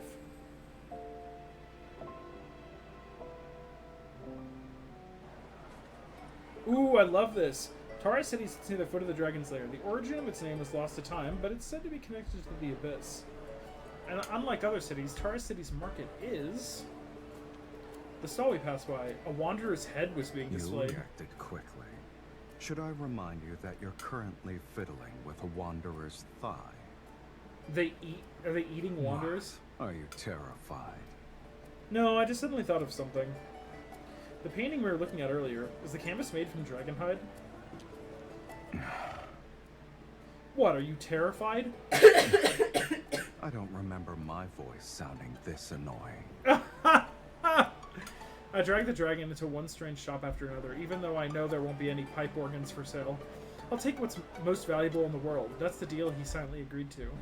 But right now, I just want to see an invincible fiend looking troubled. You have no intention of disguising yourself? No need. No one would believe a fiend would wander around a market. Dude, he's just like, people just look at him and be like, damn, nice outfit. Besides, everyone sees a fiend differently. Some see ugliness, others see horror. cruelty. So what does it say about us? Are we just What they horny? see isn't me. Yeah. They only see their own hearts. I hold up a mirror from a stall. It reflects the face of the dragon. Can you guess what I see when I look at you? He lowers the mirror as if he heard a childish joke. He leans closer. At the very least, I'm a lot more handsome than I was depicted in that fiend-slaying god mural. He's Oh, yeah, 'cause he probably- clocking us because we said that. Well, but he also probably hasn't seen his appearance in a while because Oh, they yeah. haven't had a mirror. Yeah. So like he's like, damn, wait a minute, how kind of He's good. like, I do me. Well, because they also said that he was a young man when he was first thrown into the abyss, so he's Yeah. aged. So he's like aged like wine. The silver fox. I want to be a silver fox, but I'm not. I'm a big boy. I thought the famous market of Tara City would be more interesting, given how it's known for fiend-related items. It turns out just to be a bunch of normal stuff. You won't be able to find wind chimes made of finger bones anywhere else. I suppose that's true. Pick up a small obsidian sculpture. They even have a goat bone amulet. People in the sanctuary dislike these kinds of things because they believe horns represent fiends. Yeah, they're quite popular here. Nothing wrong with being a big guy. Do you That's want true. it? In that case, you can carry this stuff back by yourself later. I like my body, thankfully. I want something smaller and more intricate. There's a fiend's horn ring, a fiend's wing necklace. This volcanic stone pendant It's isn't not bad. bad. Silas leans on a look. However, he scoffs. Pitch black and shaped like a crippled dragon. What's wrong with that? Place the pendant back. I turn my head and my eyes light up again. Look at this fiend's eye bracelet. Isn't it more adorable than the treasure in your lair? You see a cheap, thin coating is beautiful. Are the cracks special? Did you come here just for these? I can't believe I almost forgot how sharp your tongue is after we spent so much time together. Getting a nice word out of you is like pulling teeth. I fiddle with the bracelet in front of me. Since my taste doesn't seem to align with yours, why don't you tell me about the most valuable piece in your The collection? painted oil lamp made out of pure gold and that ruby necklace. You wouldn't use them if I gave them to you. Why are you interested in cheap things? You actually measure worth based on monetary value? There's another way. Damn! She's like, socialism. It's dialectics, Staris. I don't like that name either. It just it's cumbersome to say. A lot of the English translation chooses a lot of very clunky words. Yeah. And I'm like, I could write better than this. Probably. Maybe. Probably not actually, but Sarah sounds like a dinosaur name. And I think that like hey, it's the meant Falconer. to be like a misheard name. Yeah, like he doesn't say it. She just thinks that's what he said. So I like Silas better. I think it just works for him. I sigh dramatically and click my tongue, trying to appear deep and wise. You certainly live up to the stereotype of dragons being greedy for treasure. However, true value comes from something a little warmer. Take this bracelet, for instance. It might not look impressive, but it carries a great significance.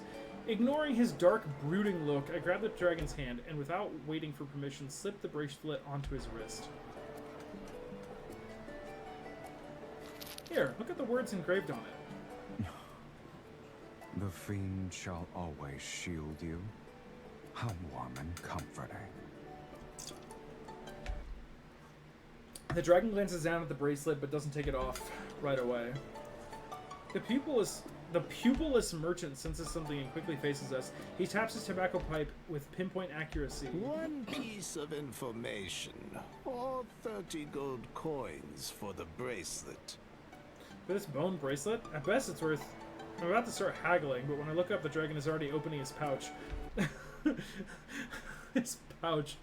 A cascade of gold coins spills from his hand onto the counter.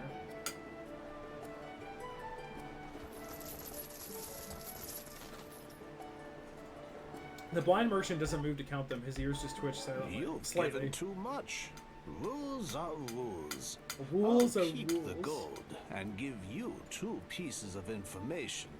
First, the fiend has returned. The Legion of Justicia will march to Taurus City soon. This voice acting is giving Phineas and Ferb. I don't know why. Wolves are wolves. Yeah, the side voice acting, like the minor character in this, all of the voice acting is bad. Only the main character's voice acting is good, and it really is a shame. You two need to be careful. Silas and I exchange a glance. The merchant, expressionless, turns his face toward me. As for the second one, before long, the Fiend will meet his destined arch nemesis once again. Right over there. Right over there. He tilts his pipe, and my eyes follow. In the distance beyond the barren forest, I spot an obsidian spire jutting out. I hope they show us what it looks like. I hook my arm around the dragon's neck and stand on my tiptoes and whisper in his ears. Isn't it the place where you tried to eat me for the first time? Do you wish to return for the sake of nostalgia? Oh, okay. It's a place far off in the distance. I don't see why not. Who knows? Maybe something unexpected will occur there. An abandoned, dilapidated chapel won't offer anything worth the trek. Don't forget why I'm here with you. I let go of the dragon's neck and pretend to be displeased. It's not like you just found out I'm insatiable. If I can't get the organ, I'll just grab a few other things as a consolation. These, and these. Don't they all suit you perfectly? I quickly pick up a few intricately designed accessories and shove them into the dragon's arms. Then I stand on my tiptoes and hang a bone wind chime on his horn. That's funny. You...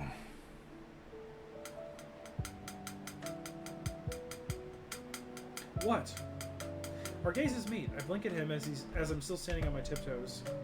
The evening sky casts a soft rosy glow over the dragon. He looks at me for a moment, then sets the coin pouch on the table. He likes flicking your forehead. Since you want all of them, don't leave a single one behind. Take everything. We're leaving. I open my arms to the dragon. He lifts me. He carries me and my treasures as we soar over Tara City. So he just leaves. It just Superman flies away in the middle of the crowd. Mm-hmm. During my days in the Dragon's Lair, Silas and I achieve a delicate balance. I couldn't obtain his eye, and he never brought up the fiendish deal that would cost me my soul. We live like true companions, together in the Dragon's Lair above Tara City. When dusk descends, we venture out for reckless raids and return with our spoils before dawn. We need to play some RDO soon. I will have to download it because it is a beefy fucking game, so I'll have to make some space. But sure, I'd be fine with that. Eye contact diverse ass. No, I need to look at your chest so I can get through this interaction. Yeah, here's the funny thing about Silas. He is always looking right in your eyes.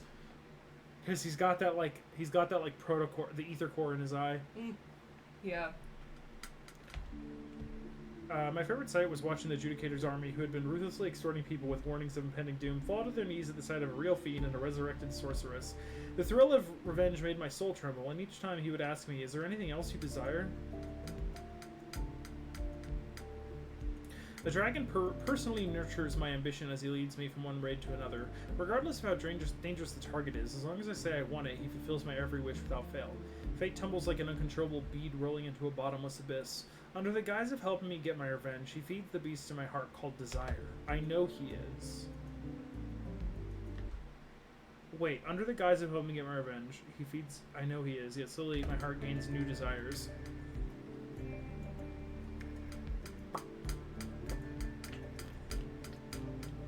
This place, and over here, we've already been to these places, correct? I sat cross-legged on a new cushion, ate some fruit, and marked several areas on a star map. The pomegranate I had set my eyes on gets taken away before I can move my hand. Ignoring my glare, Silas taps the edge of the star map. Didn't you say you wanted the minerals and starships here? Starships? We're meant to fly. No, but there's No, I know. spaceships? That's weird. I mean, it's an alternate. Well, here's the thing. Just because, the world was destroyed doesn't mean that, old age tech... That's what I think of Final Fantasy XIV, the Yeah. calamities, and how Yeah. there were many times that, or several times that humanity kind of, started over, but there were some things that they were able to kind of... Reclaim. Yeah, or, have sort of futuristic technologies that... The funny thing about 14 is that there's, they literally have, robo-mechs on the moon now, so, the lines have been blurred But I'm talking about, what was the Allegan tech. Yeah. Like, because that was a very ancient time, but it was very, like, technologically advanced. Yeah, they probably reverse engineered some of the couldn't- old tech. And they couldn't, like, I guess, recapture that level of advancement in the current time.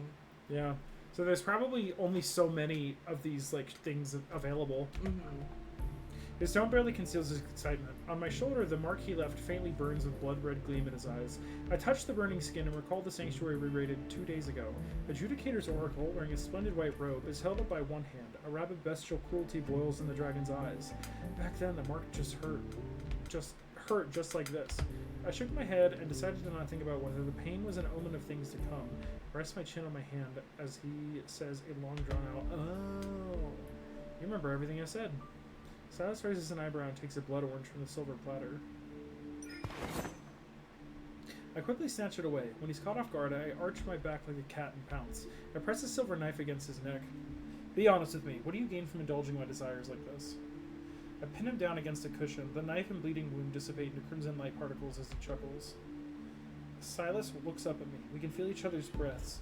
As he raises his head, his nose gently brushes against mine. What about you? What's in it for you to attempt an assassination with such a weak hand? It's Pride tomorrow. I know! Happy Pride to all my queer friends. I'll let y'all celebrate. Before the curtains, our eyes meet. The afterglow is reflected in his eyes, which emit a surreal warmth. Yeah! A strange flutter brushes against my heart, and a soft laugh escapes my lips. I return to my original spot before peeling and savoring a pomegranate. You don't need to tell me. The greedier the soul, the more delicious it is. Am I mistaken? In any case, let's hope it doesn't backfire on you.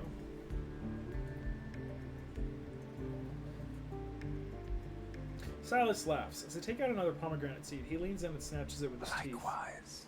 You haven't fled because you're waiting for an opportunity to take my eye. Is that right? I'm gonna get it.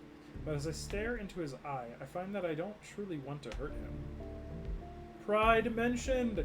Besides the horns and tails, he's almost no different from a human. Aside from searching for places to plunder, the dragon and I often meet at the top of the lair. Sometimes I tell him the stories I've heard. He rarely speaks as if he's engrossed, or perhaps he just wants someone to watch the moon with him. Occasionally the dragon talks about himself. He speaks about the myriad of dragon-slaying weapons in his treasure trove, and the 108 ways humans have tried to kill him. Go do your homework. No pride unless your homework is done. Yeah. Yeah, because once you finish your homework, then you can hang out. Hi, babe. I'm making ramen. Homework. Ramen, then homework. You're such a, what's the word? He's such a commanding, partner. Ramen and tea for my soul. Tea! Dude, I have to piss, but I'm gonna hold it. Most of the time, we just sit together and say nothing. The gentle knight smooths his sharp scales and reveals his true form. No, it's okay. I'm gonna get to an hour. We got 15 minutes, I think. The sun is setting, and the rocks still retain daylight's warmth. Drowsy, I'm in the middle of relaxing and drying my hair that I just washed. I learned the hard way. Yes, but see, people, a person with a wiener has a longer urethral tract, so it's harder to get a UTI. And also, y'all are autistic, so you hold it far longer than I would. Like, when I have to piss, I just, like, I hold it because I just don't want to go, but, like, y'all just don't fucking notice. That's your song? The song truly need an organ. We already bought a bone flute. I don't know when the dragon decided to lie down next to me. I pat his damp hair. Why don't I teach you the song since you like it so much? No. Here's the thing, bro. It is important to understand how your body works. No, I really do have to piss, actually. It's something fierce. I'm gonna go part the Red Sea, as it were. With my red pee. I intentionally see how dehydrated I can get, just to see how dark my pee can be. Okay, let's not.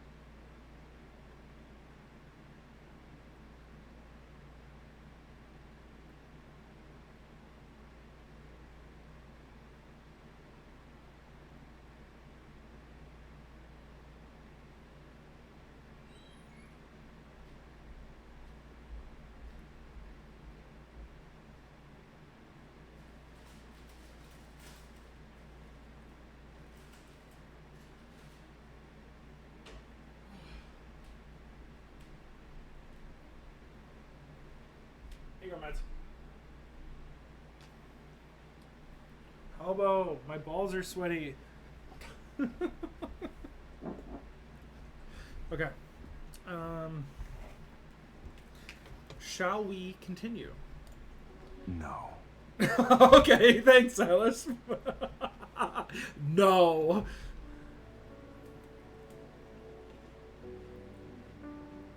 You don't want to? Or you don't think you can learn it? I cup his face in my hands and make him meet my gaze.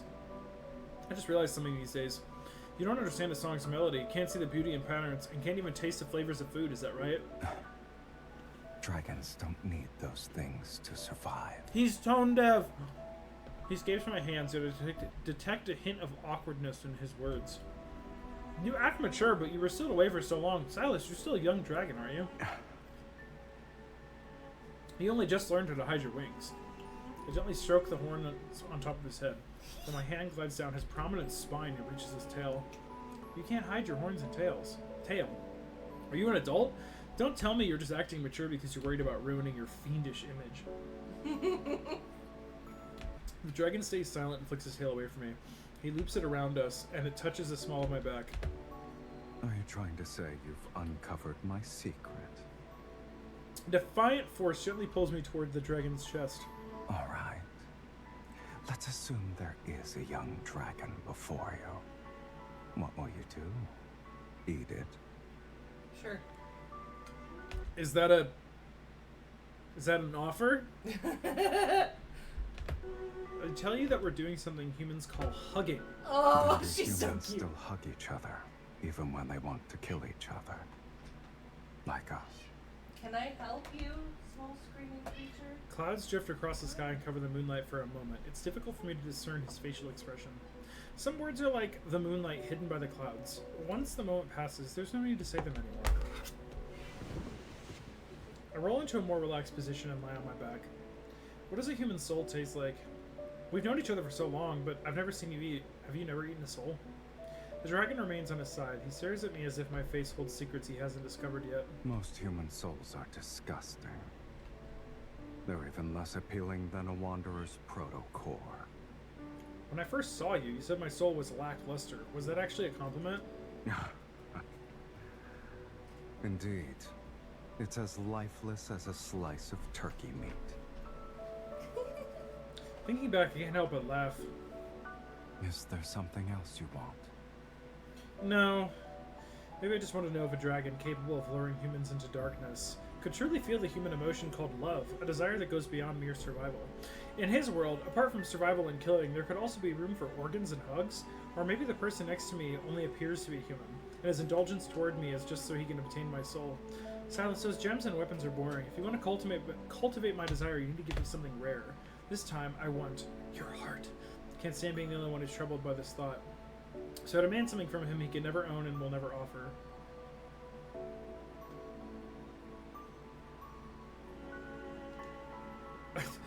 Your love.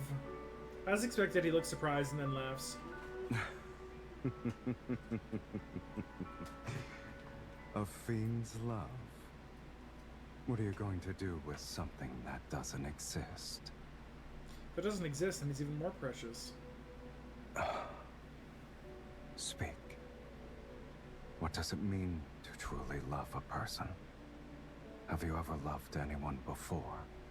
No, but I know exactly what to do. Oh! You sure? I move closer to him and lift myself up to plant a kiss on the dragon's forehead. Oh. When humans fall in love, they want to kiss it. Maybe dragons feel the same way. The dragon's claws sweep across my cheek. Once again, he looks at me as if I'm prey. But maybe you should know the fate that befalls a dragon's lover.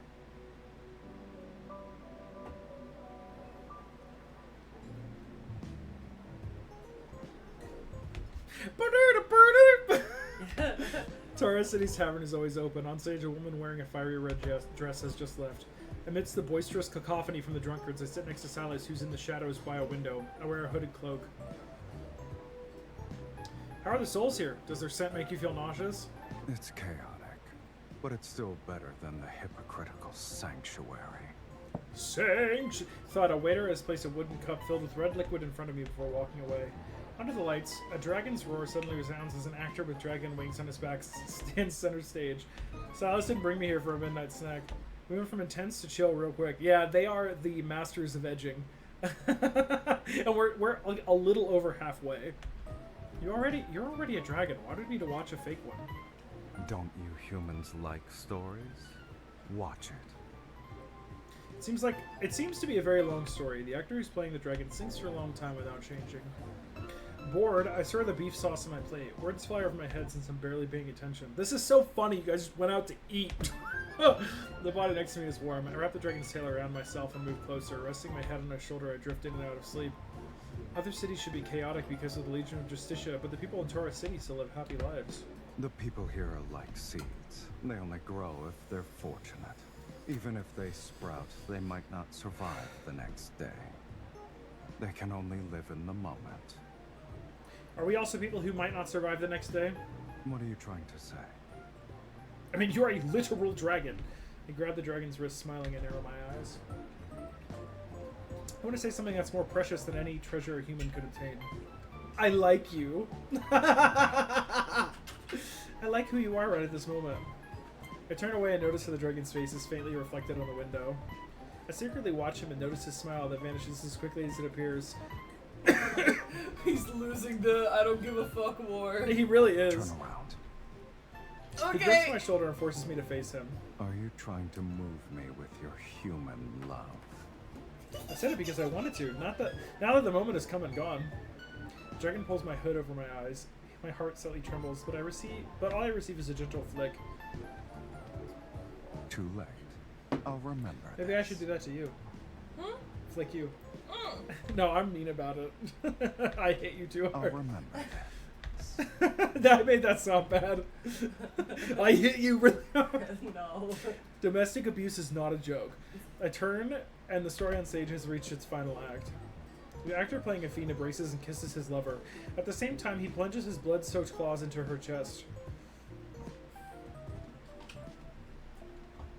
Okay. You wanna get under there? Don't try to get me, you fucking asshole! I'm trying to help you. She wanted to get on the windowsill and she tried to get me, and I'm like, I'm doing nothing to you.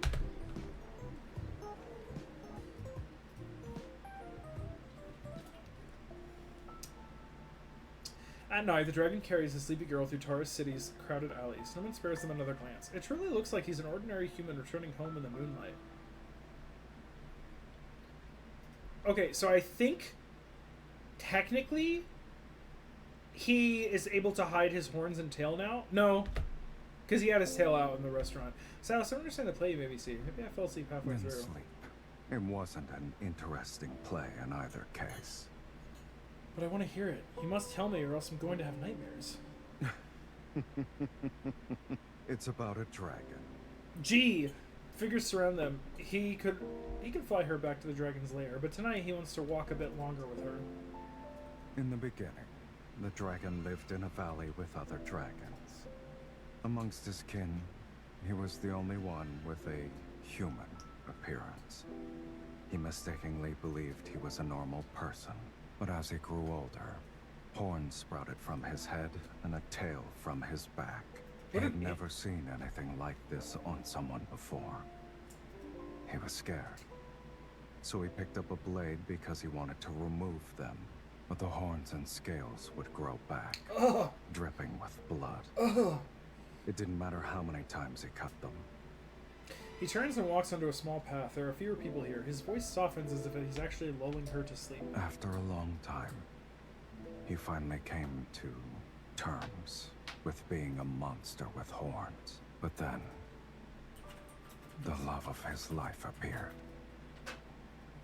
The moment she pulled out her sword, she knew she was the one destined to kill him. She was his arch nemesis. But somewhere along the way, he stopped wanting to consume her soul. She showed him human love and companionship, making him think he could live like a human too. And slowly, without realizing it, he began to forget he was a dragon. Maybe it was the first time she climbed to the cave's opening and the morning light touched her dirty, scraped face. Or maybe it was her unchecked, ever-growing desire that reminded him of his old self. Or perhaps, deep down, she's also a little monster with horns of her own. Yet a monster can never truly become a human. He cannot escape his fate as a dragon. Nor can he love anyone for long. Fate is not real. They could literally just fly away and just live happily forever after. I fucking hate this shit so much. But, no, I know. I'm just being silly. Because, like, I love tragic stories, right? And obviously that's what they're building towards here. But, like, also I can't help but laugh and go, you guys could just not, but then there wouldn't be a story.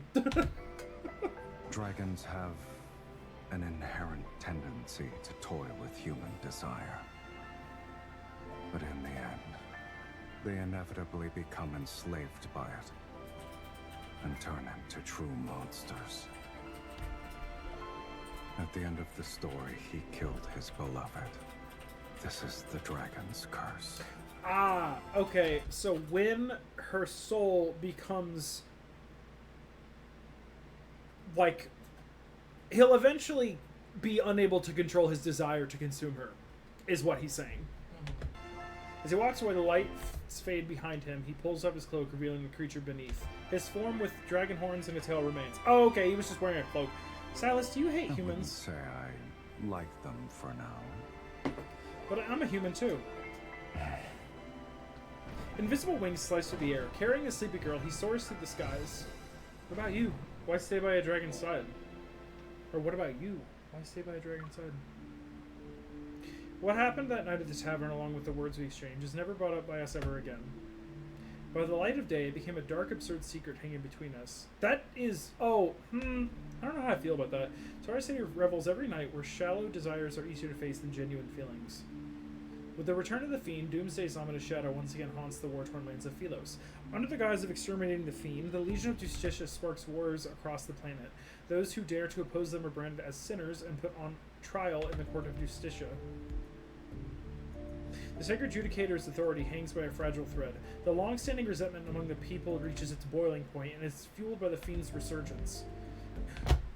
Revolution! Meanwhile, Silas and I pay no mean to it at all. Our path of plunder stretches across nearly every corner of the world. Base. But amid this fear of... Sorry, I can't talk. But amid this feast of desires, as my thirst for revenge deepens, the cursed dark clouds gather thicker around me and the dragon, casting ever darker shadows over our fates.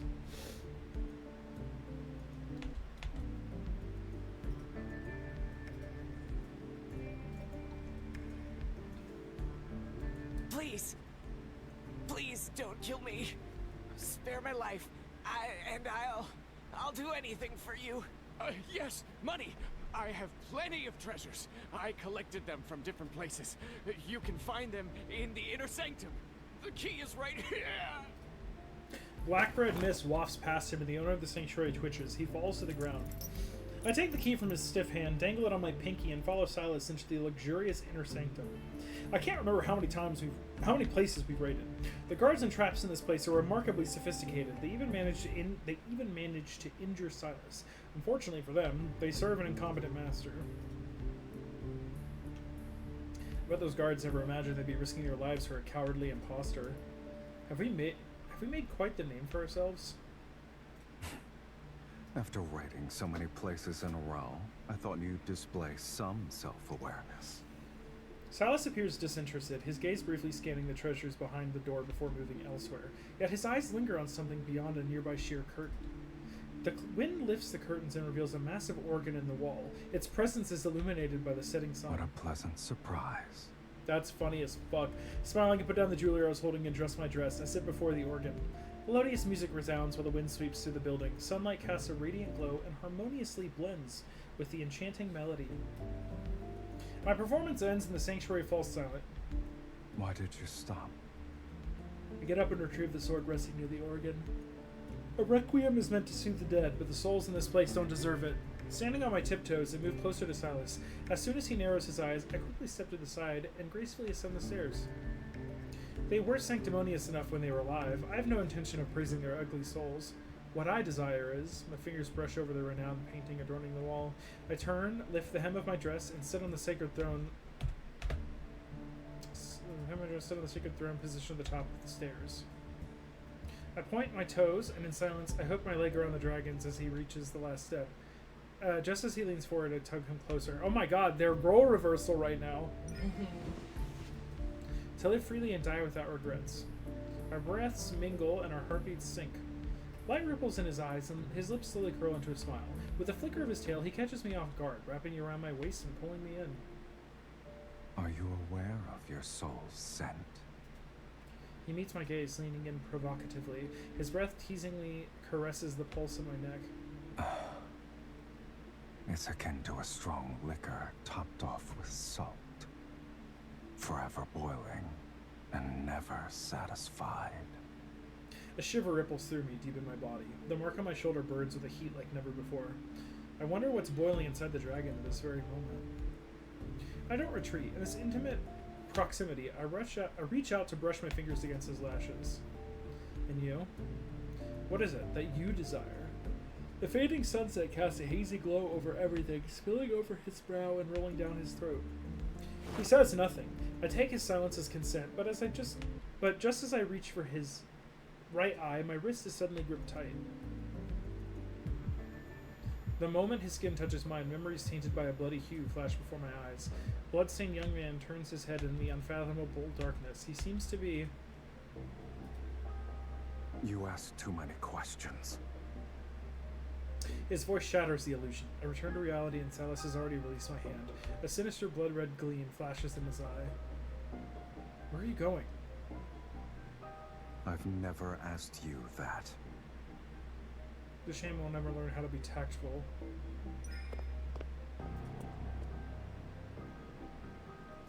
The mark on my shoulder throbs and burns. I move ahead of him and block his path. Were those guards not enough for you? What? You still want to hide it from me? I sweep the strands of hair away from my neck, revealing the mark he left behind. Whenever your hunger for souls flares up, this mark you gave me stirs too. Lately, it's been acting up more frequently. Ah, she got him! I take a step toward him. Without hesitating, I caress the area around his eye. When our skin touches again, the mark on my shoulder flares with a heat and a familiar searing pain floods through me. I stagger back, yet an inexplicable bond persists and connects me to him. Crossing the line again and again and again. Other than your desire, your audacity is boundless. Suddenly, a force erupts, flinging me several steps away. I brace myself against the edge of a table, steadying my stance. As I lift my head, I notice thin wisps of dark mist slipping from beneath Silas's hand, which covers his right eye. Silas, you... Thick clouds silently shroud the sanctuary ceiling. Half of his body sinks into the shadows, and he lowers his arm with a ragged breath.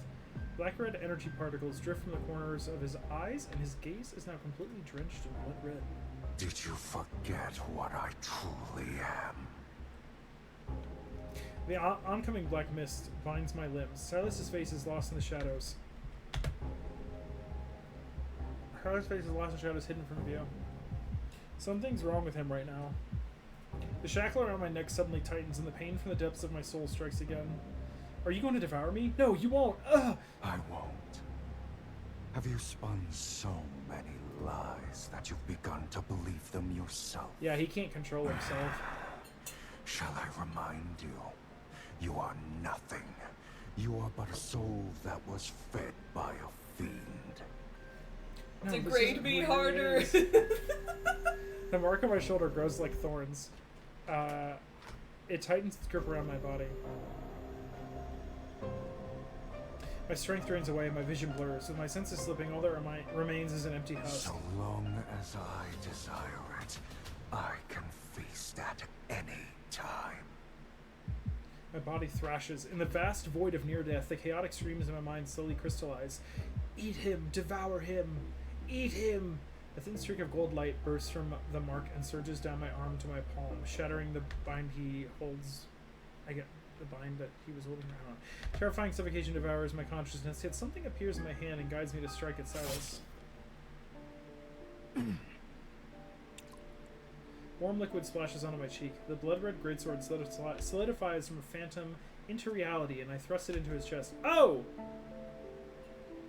His scarlet eyes widen in disbelief as we lock gazes, the air heavy with silence dragon. between us. The fiend has been slain! The Judicator's oracle bursts into the sanctuary with the Legion of Justicia, their voice frantic and Capture uneven it! as they shout. Capture it now! My hand trembles. The sword dissolves, turning into light and returning to my body. The force restraining me loosens its grip. I fall onto the pristine floor of the sanctuary. No, that sword, I didn't mean to. Blood bursts from Silas's chest, and the soldier's blades are poised right at his head. In his current condition, facing off against the Legion is a grave risk.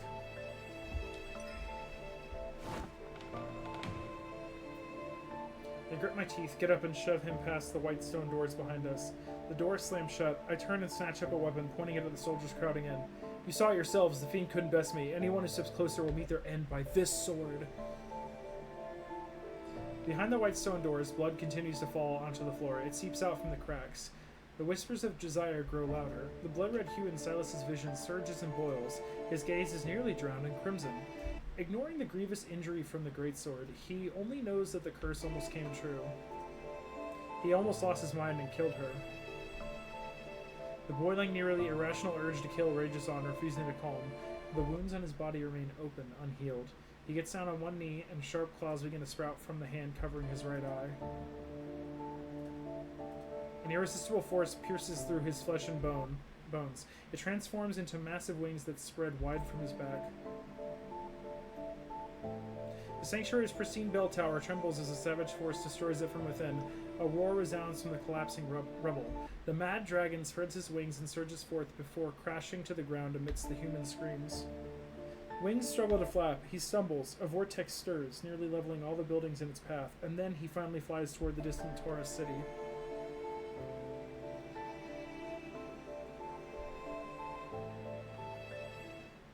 Damn. The sight of the dragon rampaging through the city and flying off toward Taurus City haunts every soul that day. When I finally break free from the chaos of the Legion and rush out of the sanctuary, I only see his figure disappearing into the storm clouds. The trail of blood left along his flight path makes people realize this fiend is gravely injured. You can just follow the trail of blood to wherever he's going. Soon every faction of the Legion and every opportunist seeking to profit from the death of a dragon heads for Taurus City. I steal the armor of a dead soldier and blend into the ranks. I make my way over to the dragon as quickly as they can. I need to reach him before anyone else does, before they try to end him.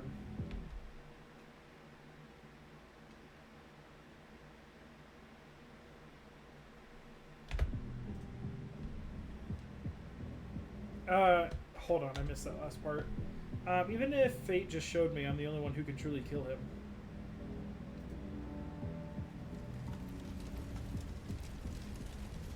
When I arrive at Taurus City, I see nothing but soaring flames. The dragon's lair on the cliff has been reduced to rubble.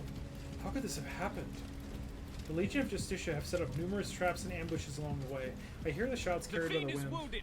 He can't have gone far. Keep looking. But where could he be? He's not in Taurus City, and he's definitely not in the Abyss. What other places?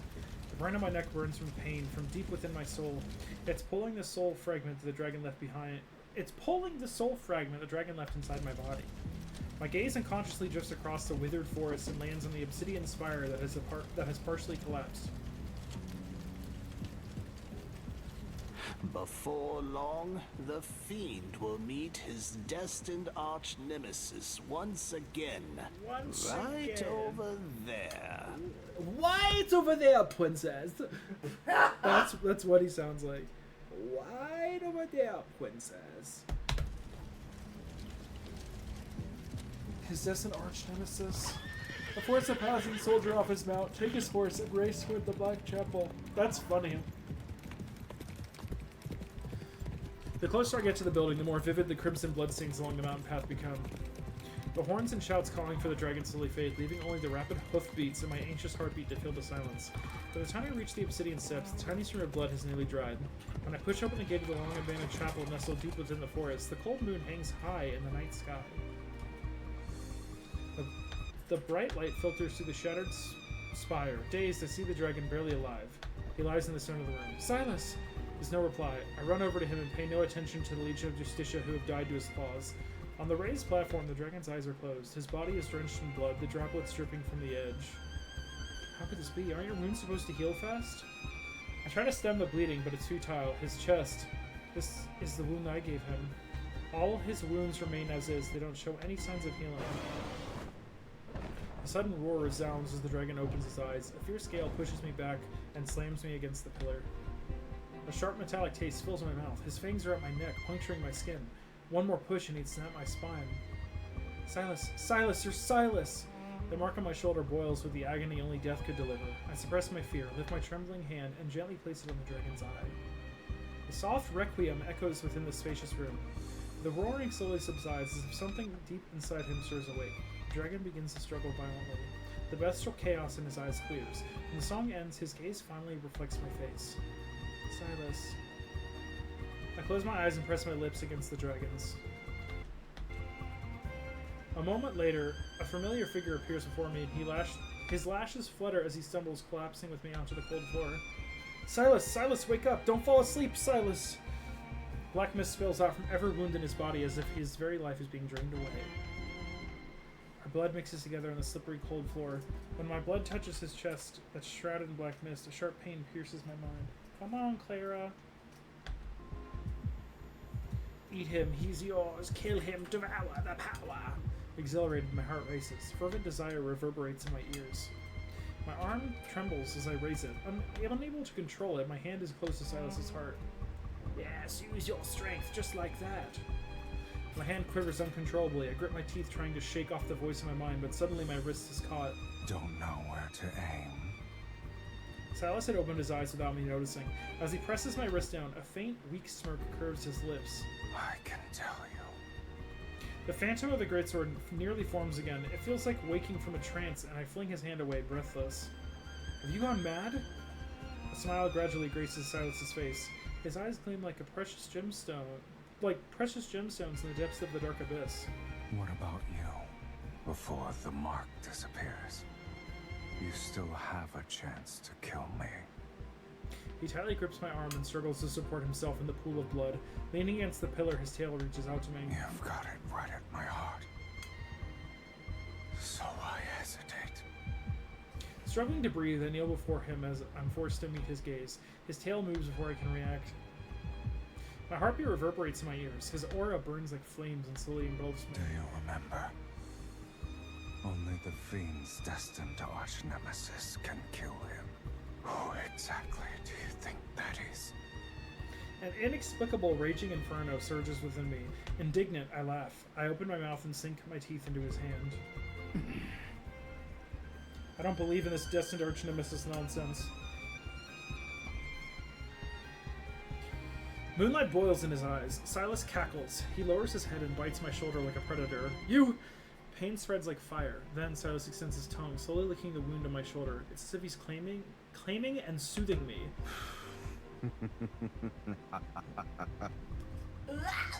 If you want to push me away, now's the time.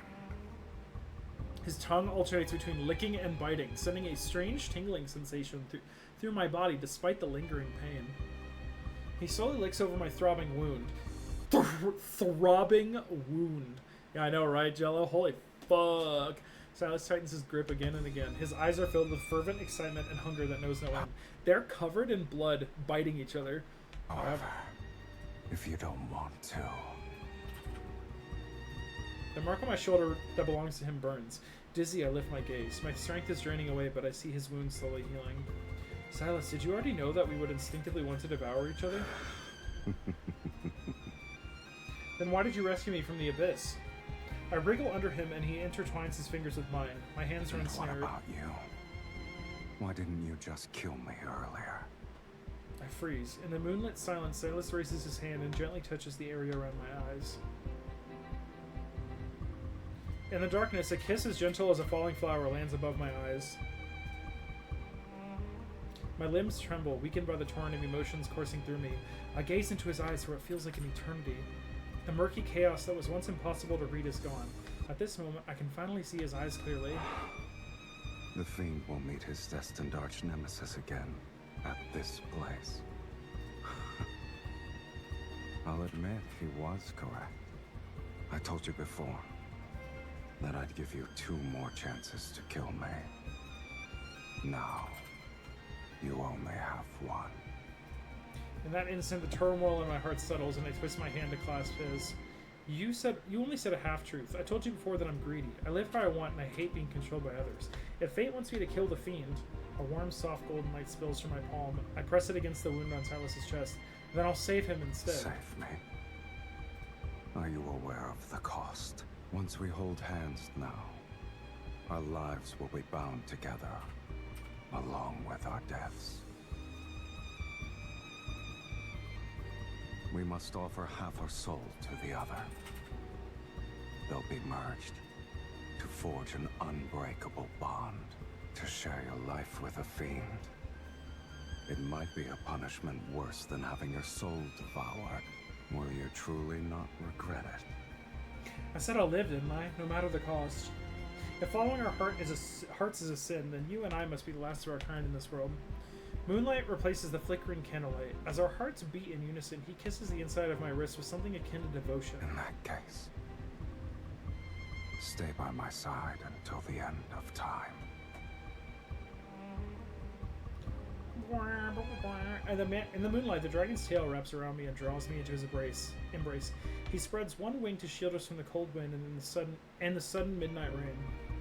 That night, I fall into a deep sleep in his warm embrace. Oh, they definitely were fucking, dude. The night fog envelops me, and I feel like I'm trapped in a long, chaotic nightmare. When I wake up, I'm surrounded by a red valley filled with blooming datura. My arms feel heavy. I look down and see a huge horned creature. I hold it as it dies. I don't know why I'm here. I just vaguely remember having a dragon in a pitch-black chapel. I tried desperately to recall, but the last clear memory I have of the dragon ends in a blood-soaked night under the moon. Everything afterward feels like shredded fragments, incomplete and scattered. It's like hearing half a chord meant to be played with both hands. Like a dance that was supposed to be for two, with only one left to dance it alone. Maybe I'm imagining things, but after half of our souls are exchanged, I've been dreaming of him more and more, sometimes even while awake. When I'm alone, I always see him by my side. Those visions, I can't tell if they really happened, if they're just my own fantasies or if they're his. Or maybe I'm seeing the other half of his soul that's within me.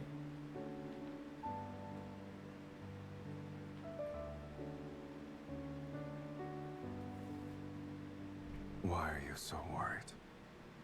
I just want to rest. I won't die. Are his horns clipped here? In your current state, you might not wake up at all.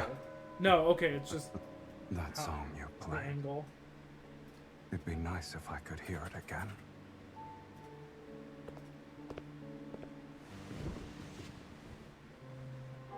The Black Chapel is like an illusion steeped in darkness. I can't remember if I finished playing that piece, but it's a requiem, a song meant for the departed. So I'm guessing he actually died. Sometimes I think we never truly left the chapel after that night. I live there with a dragon. We keep each other company and we live a peaceful life away from everyone. On days when we tended to our wounds, we'd go hunting in the forest or disguise ourselves to shop at the market. Little by little, the chapel became filled with traces of us. On the pew, there'd be the salve I mixed for his wounds the night before. By the stained glass, the sheath he'd made from my sword hangs proudly. Slowly, it feels like we've truly made a home here together.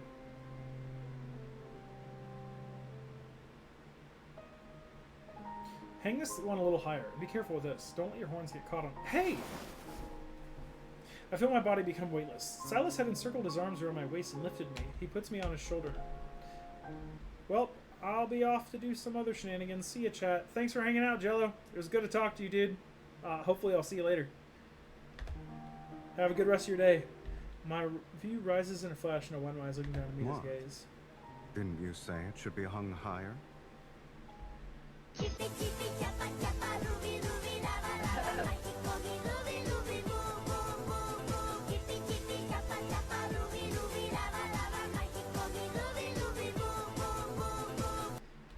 His eyes gleam with amusement. I can't help but smile too.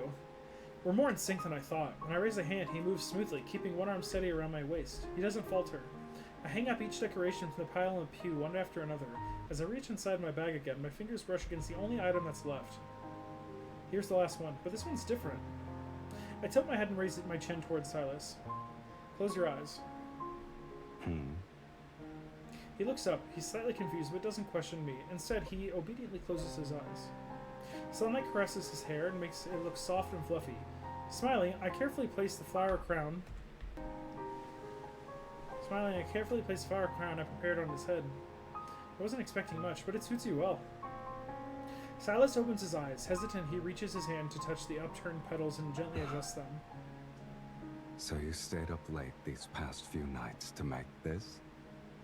You didn't sleep either? He chuckles without responding, reaching up to pluck a tiny petal that's gotten caught in my hair. Do you like flowers? Yes, I guess, but there aren't a lot in Tara City. I had to scour the entire woods to get this much. The forest barely has any flowers. What do you mean? Hold on tight. Before I can finish, Silas wraps his arms around my waist and lifts me. The air brushes past us. He lets out a hearty laugh as he spreads his wings. Since you gave me a gift, I should respond in kind. Oh, cool! Watch your step, oh great sorceress. We've arrived.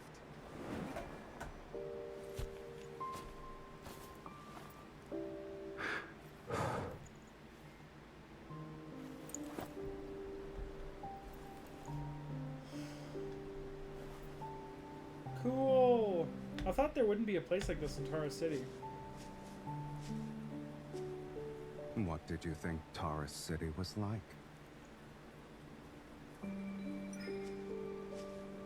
City is similar to its ruler, nothing but desire and blood. Well, you should have developed a new impression by now.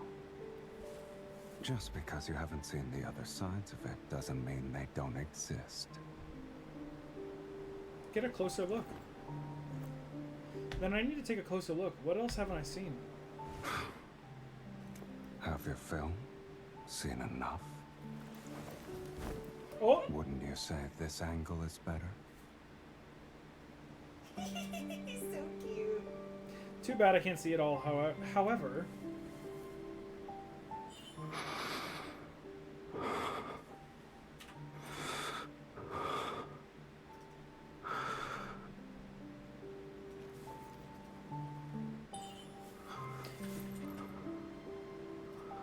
You're quite daring. I can be even bolder. Decorate. Oh! So cute. Flowers suit you better than Tara City. That's the first time someone said those words to me.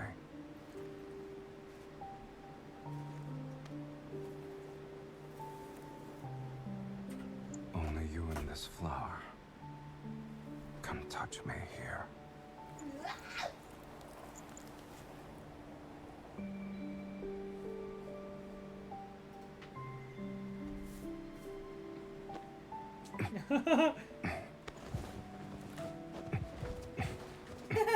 We're rolling. So cute.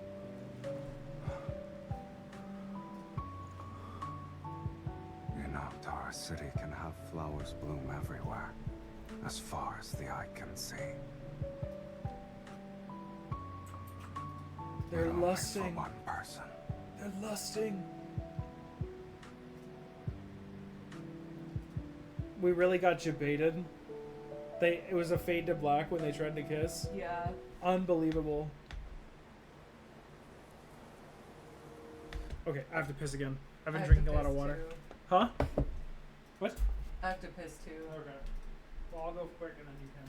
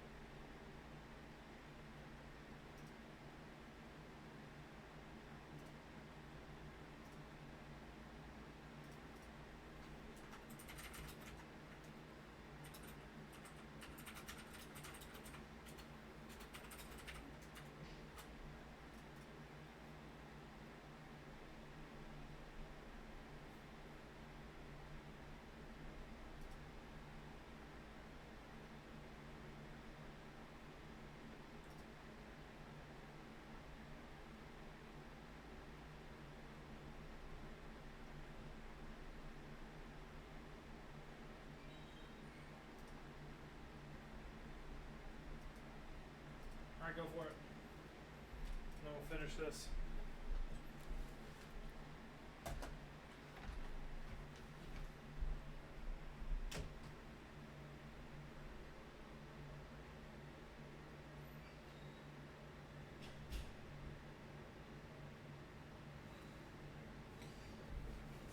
Oh. Holy gee willikers. Holy fuck. My shoulders hurt.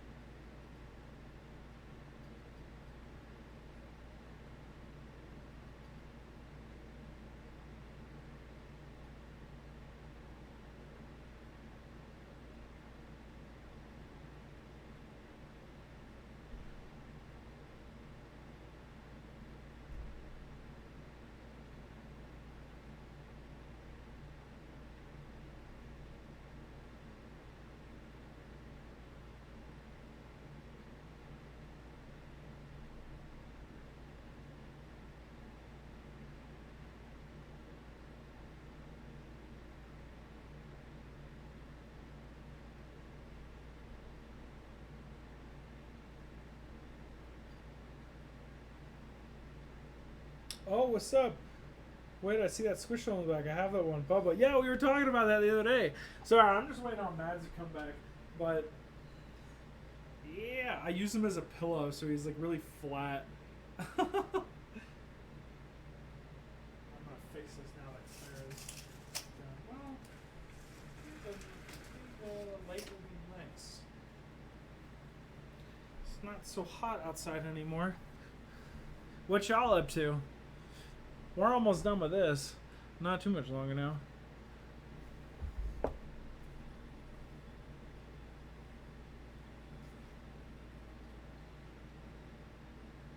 Oh, God. It scared me.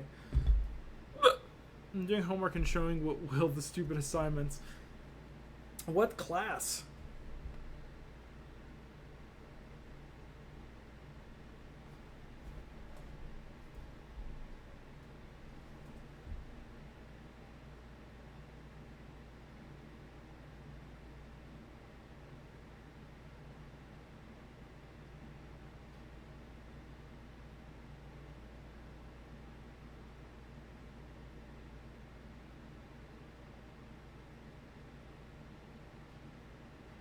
Oh, what's up, Legend Killer? How's it going? Oh, no, homework. I'm gonna puke. Yeah, homework fucking sucks. And I'm so glad that I never have to do that shit ever again.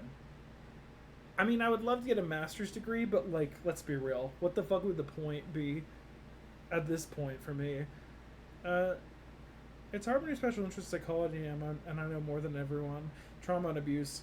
Like, I've done, like I done live this, bro. Stop making me do discussion posts. Oh, literally. Real. Yeah. Dude, I would probably be an excellent therapist when I wasn't overwhelmed by my own emotions. How are you guys doing? How you doing, Legend Killer? I have to get a master's, but I will wait and do it when I move to the UK. Yeah, it's probably going to be cheaper anyways. Get a bachelor's degree, move out, go get married. What's funny is, depending on what happens, you guys might not have time to go to school.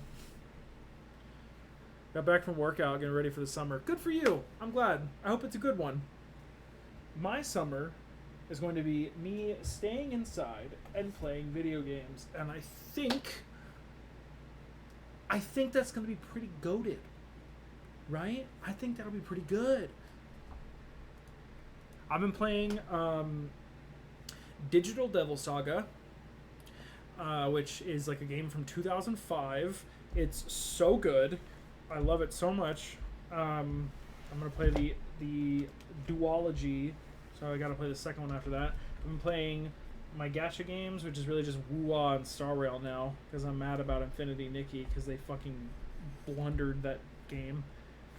Which I guess works out, because the Persona 5 gacha game comes out here soon, so I'll have space to play that.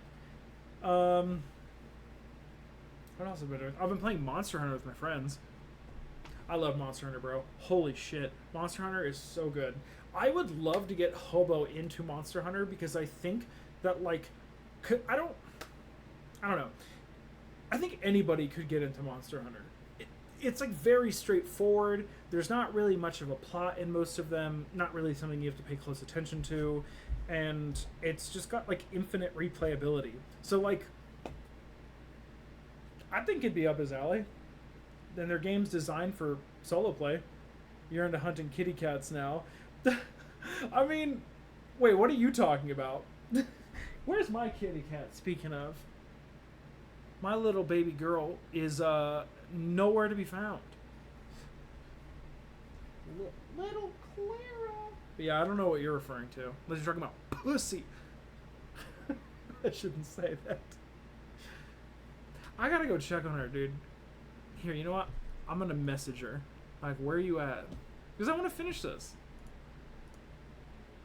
We've been, we're almost done with this, like, dragon myth story of this game.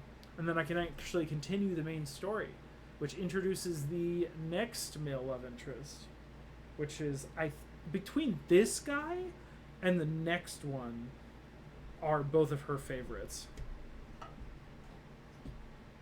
And the writing in this is pretty fucking good. I'm kind of surprised. But yeah, I want to get Hobo into Monster Hunter. I think that would be fun. Although, to be honest, Monster Hunter Wilds, which is the most accessible one, runs like shit. I can't believe it. Hopefully, by the second main update, they'll have fixed even more issues. Unbelievable that there's a problem at all. I gotta figure out what I'm doing for dinner, too.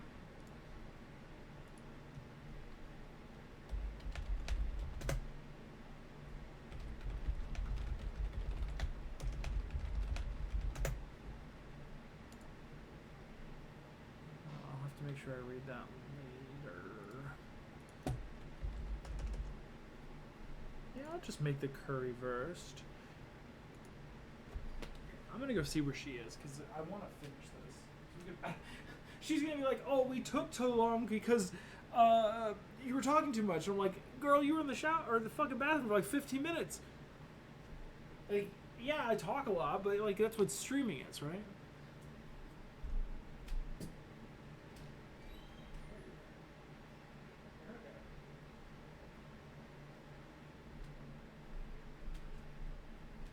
Oh, did you keep going? No, I waited for you. Oh, no! The animated scene already happened. You said to wait for you before, and then you didn't say to continue going now. Oh. So I had no idea that you didn't I want must have forgotten then. I think... Because I was like, oh, okay, I'll just wait, because she told me to wait for her earlier. Sorry, I think... Whatever. I think I'm, like, crashing already. I don't know what's happening to me. Most people crash around midday, Yeah, and but- most people also take a nap, but you don't have that capability, because you can't take naps. Like, I haven't been able to think. I think, honestly, I spent way too long not taking duloxetine. Like, what do you mean? Like, I forgot to take my duloxetine for, like, 3 days. Oh my god, really? Yeah, Holy I didn't shit. notice just because I was like, I thought, because the days mushed together. Yeah, I understand. So, We were waiting 2 weeks easy. For what are you talking about? I was in the bathroom for 2 weeks. Oh, that's what he's saying. Okay, Lamau. It's been 800 years. Jellyfishes are walking naked or whatever. Oh yeah. Did you see that Elon Musk has been punched? He rocked up to the White House with a black eye. Yeah, he said officially that it was his 5-year-old son. Oh my god. But obviously that's not true. On the other side of that nightmare, the dragon never took me to the valley where flowers bloomed. On the night we exchanged souls, the sacred judicator himself led the entire Legion of Justitia to surround the Black Chapel. They spared no effort trying to capture the severely injured dragon. The mark the dragon left on my shoulder served as undeniable proof of my being a sorceress. The news of the fiend's death spreads throughout the land. On that day, I'm taken back to the Ivory City under the accusation of being a sorceress. They imprison me in the courtyard behind the ruined sanctuary. Now I can only wait to be sent to the court of Justitia.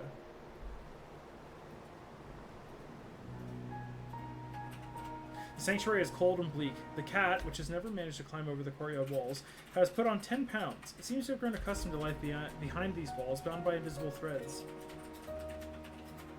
Only I know my dragon is still alive. He flies across the abyss to find me on every moonlit night. This is a secret that only I can see. So I guess he died. And the flower scene was a dream. Under the moonlit sky, Silas sits on a withered platform between the two statues. As the sound of crunching grass reaches his ears, he turns his head. You're awake? Or were you struggling to fall asleep? Is there coins? Chains? Oh, chains. Chains dragged through the underground... I can't talk. Chains dragged through the overgrown grass as I walk toward him, reaching out my hand. He gently pulls me and holds me up in his arms. I've been feeling restless. I suspect it's because half of someone's soul is being noisy in my body again. That's a good thing. Silas quickly brings his legs together and blocks my movement. Yeah, no, he didn't get. He did not get punched by a kid. I don't believe that. I'm pretty sure, like, Trump just straight up decked him in the face. Move. Carefully dries my dew-soaked hair with a silk handkerchief. His voice has taken on a more solemn tone, as if he's grappling with a matter of great significance. I stay nestled in his arms, and I lower my head as he has curled up tail. The dragon's tail coils around my ankle. Even the deepest wound on its tip has almost completely healed. I fell asleep while waiting for you these past few nights. Why didn't you come wake me? As the silk handkerchief absorbs the moisture at the ends of my hair, Silas allows me to turn my head. A gentle smile graces his lips. Someone was dreaming and continued to say my name. Hey. I lift his chin and scrutinize him. With a relaxed grace, the corners of Silas's mouth curl up. He nuzzles my fingers. Did you actually dream of me? Have you never dreamed of me? He doesn't speak. He just looks at me. Before I was sealed away, I did dream of you. I just didn't expect I'd be willing to dry that person's hair one day. Are you all? And you also happen to be enjoying it. So what did I do in your dream exactly? Did I point a sword at you? The candlelight flickers alongside something else in Silas's gaze. What about you? What did I do in your dream? The boy from my dreams appears before me again. Under the moonlight, the horns and tail of the fiend reflect a dim glow. I meet his gaze. Numerous words bubble up within me, yet they become entangled on the tip of my tongue. On this dimly lit night, I hold him close and pour all my strength into hugging him. Since you've taken half my soul, even if the world turns its back on you, I'll always stand by your side. You're not even allowed to think about leaving me. My heartbeat resounds like a drum in my ears. As Silas lowers his head, he rests his chin on my shoulder. All right. The candlelight washes the moon's glow in a warm hue. I lay my head on his arm and entwine my fingers with his, reaching out to grasp the light together. Let's make a pinky promise. To never betray each other. Our souls are bound. We will never betray each other. Even if doomsday arrives outside this sanctuary. Even if the world crumbles. This promise can't be broken. This promise will never be broken. I know, this has got some good writing. But it's tragic because he's probably, like, actually dead. At this point. On that dew-drenched midsummer night, time seemed to freeze in place. Every thought of the future remained light and sweet. Or sweet and light. After giving up half my soul, the greatsword never appeared again. Perhaps I lost the power to wield it, no longer able to slay the dragon. Does this mean the dragon's curse has been broken? All I can do is look toward Taurus City. But as time goes on, the half of the dragon's soul within me burns more fiercely, a fervent desire like his searing my mind. With the ever-changing days and nights, I start to forget who I am. Sometimes I'm the dragon hiding alone in the Black Chapel. Other times I'm a human awaiting judgment at the sanctuary's courtyard. When I came to my senses one time, I found myself sinking my teeth into the neck of a soldier who was guarding me.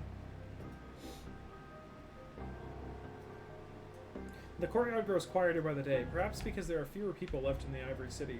The planet is in rapid decline. Before leaving, the last soldier tells me that the dragon has broken free from their restraints. He's gone completely mad and has destroyed nearly every city.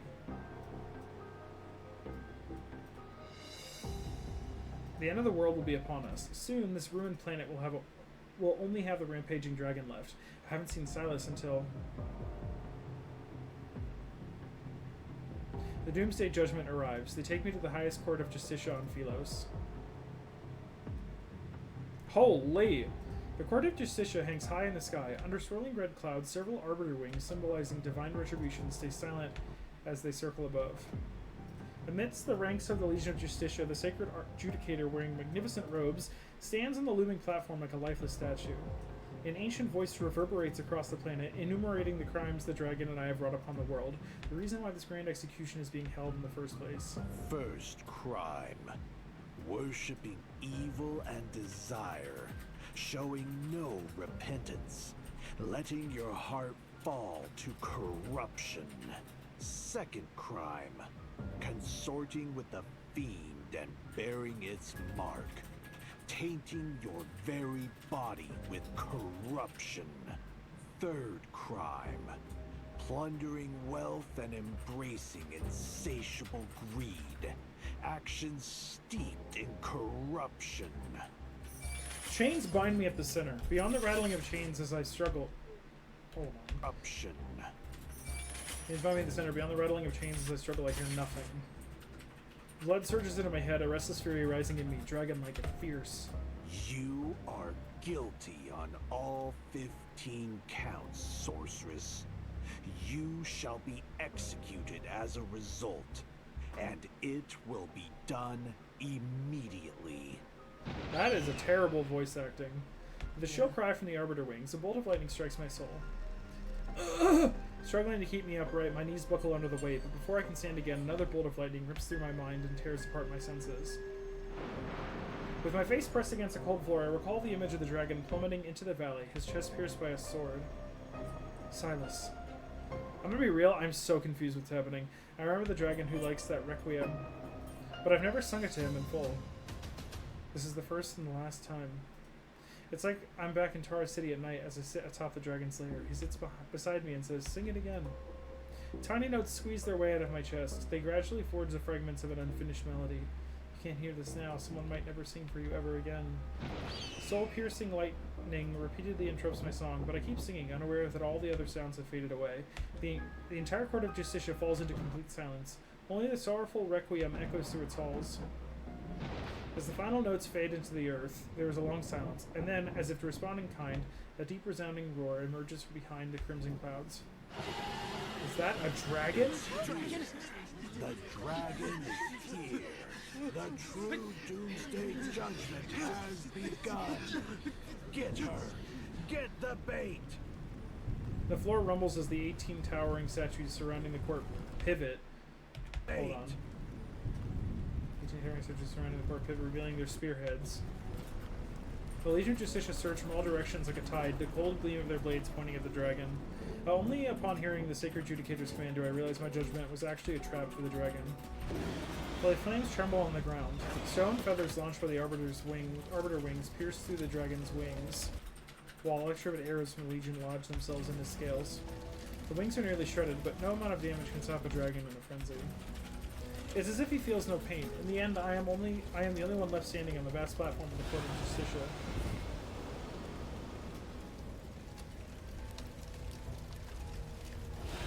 Through the clouds, the dragon, battered and broken, dives toward me and his eyes filled with nothing but the wild chaos of a beast.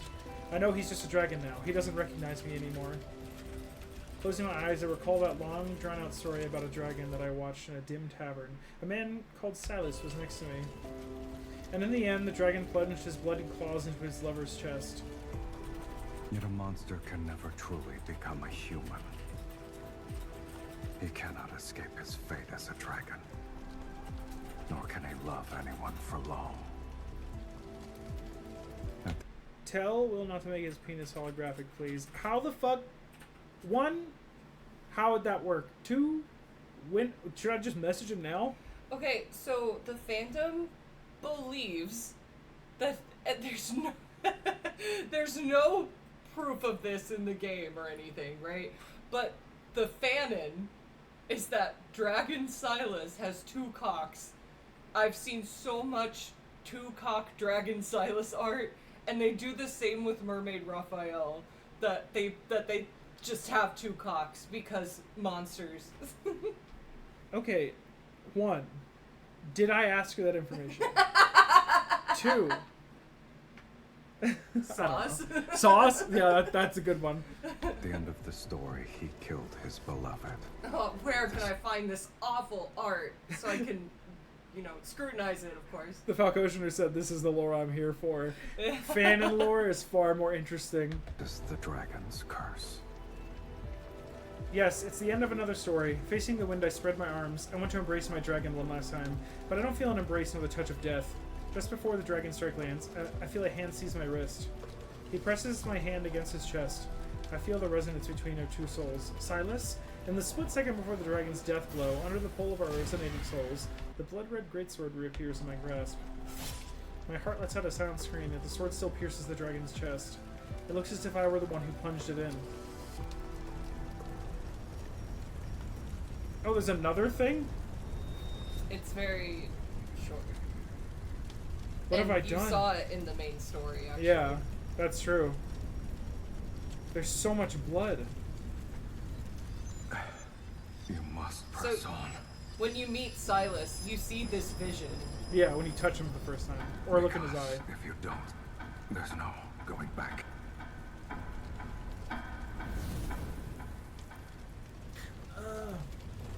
If I fall, fate itself will plunge us into the abyss as it was written. I won't be able to go back. The dragon grips my hand tightly and uses all his strength to push the sword further into his own chest. It's as if an unyielding life is mocking the curse and making a final stand against fate.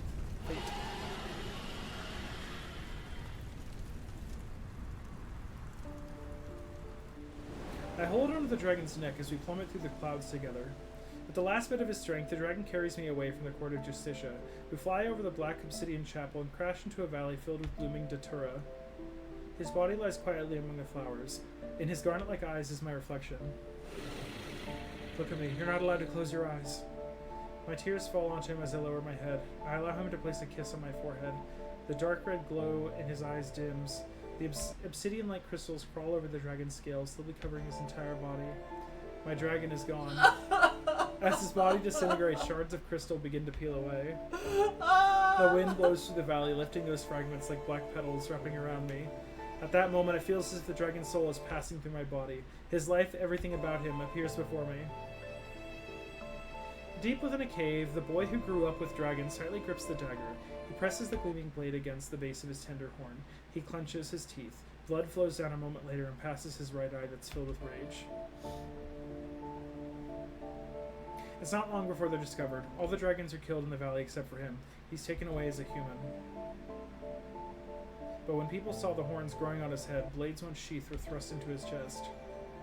He rolls into the rubble at the bottom of the valley. His blood boils. He doesn't know how, but he manages to stand up. His legs tremble. When he comes to his senses, everyone who hurt him is already lying in a pool of blood. Black-red mist drifts from their bodies. It travels along the dragon's horns to his tail before entering the wound in the young man's chest. His hunchback splits open. From two bloody streaks, two dragon wings struggle to release themselves. They shatter stones as they suddenly unfold. The curse he once despised has become his strength. He doesn't hesitate this time. He flies into the depths of the valley.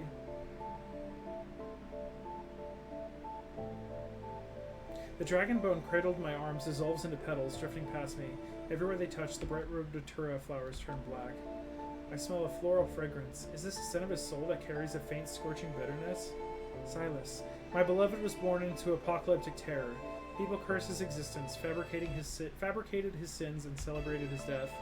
Only one person ever gazed into his jewel-like eyes, embraced his burning soul, and sang to him in the night wind. He had already etched the traces of existence deep into my life, yet his retaliation against fate pierces my chest like a sword. Silas, I curse your soul. He says the best way to punish someone is to let them live forever. I curse your soul to never fade away. You'll always be tied to me, forever. I pinch the last black petal as if grasping the final piece of his soul. This is my curse. Only I can grant you a true death. From the depths of the valley, a faint dragon's roar echoes. The petal flutters, drifting far on the wind like a dragon returning to the clouds above. I feel something sprouting from my head like tender branches. Sharp pain pierces my spine as a dragon's tail replaces my tailbone.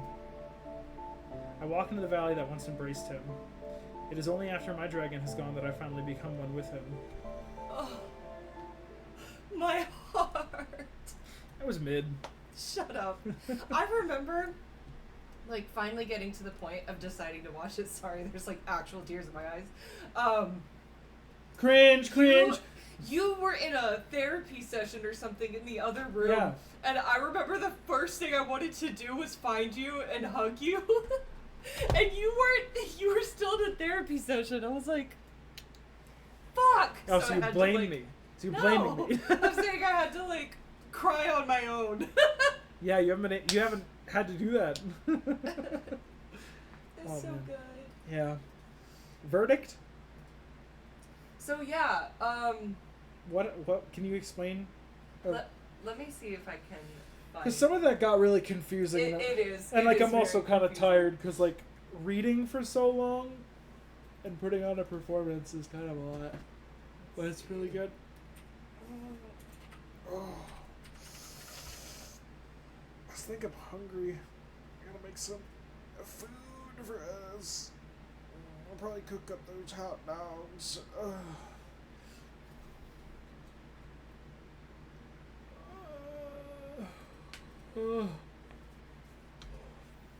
It's called Beyond Cloudfall. Oh, I know. I'm Okay. just. Because sometimes these pages are disorganized. W lore, W Riz. Yeah, we're trying to figure out like what. Well, I want her to explain to me like what happened, so then I can just. What is it called again? Beyond Cloudfall. I love that I told you, and you're like, yeah, I know. Well, I'm sorry. No, I'm just messing with you, honey. I know you're feeling weird today, but I'm just fucking with you. Ah, here we go. Okay, I don't think anyone like actually made it. Well, there's a summary right there. Oh. That's what I was saying. These pages are like disorganized. Yeah, fandom sites are usually very hit or miss. You know, you could watch that girl's video. Oh, good time to pause that. I mean, I'm not going to right now. Because Well, I thought you wanted an explanation. Well, yeah, but how long is it? I wanted you to just tell me. I can't. I'm tired. You can have someone else just I'm tell you. also tired, though. Well, what do you want? Well, go find it. I want to see how long it is and see if I'm in the mood to watch it. Fuck. Can anything work, please? Oh, okay.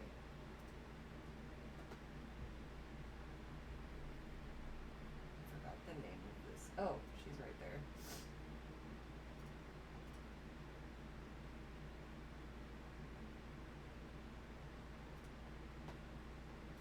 "17 minutes. I'll probably watch this with you later because I actually want to stop and make food because I'm like ravenously hungry. Okay. Okay, we finished the story, guys. I'll share it actually in the chat in case anyone wants to see it too, because I love this creator.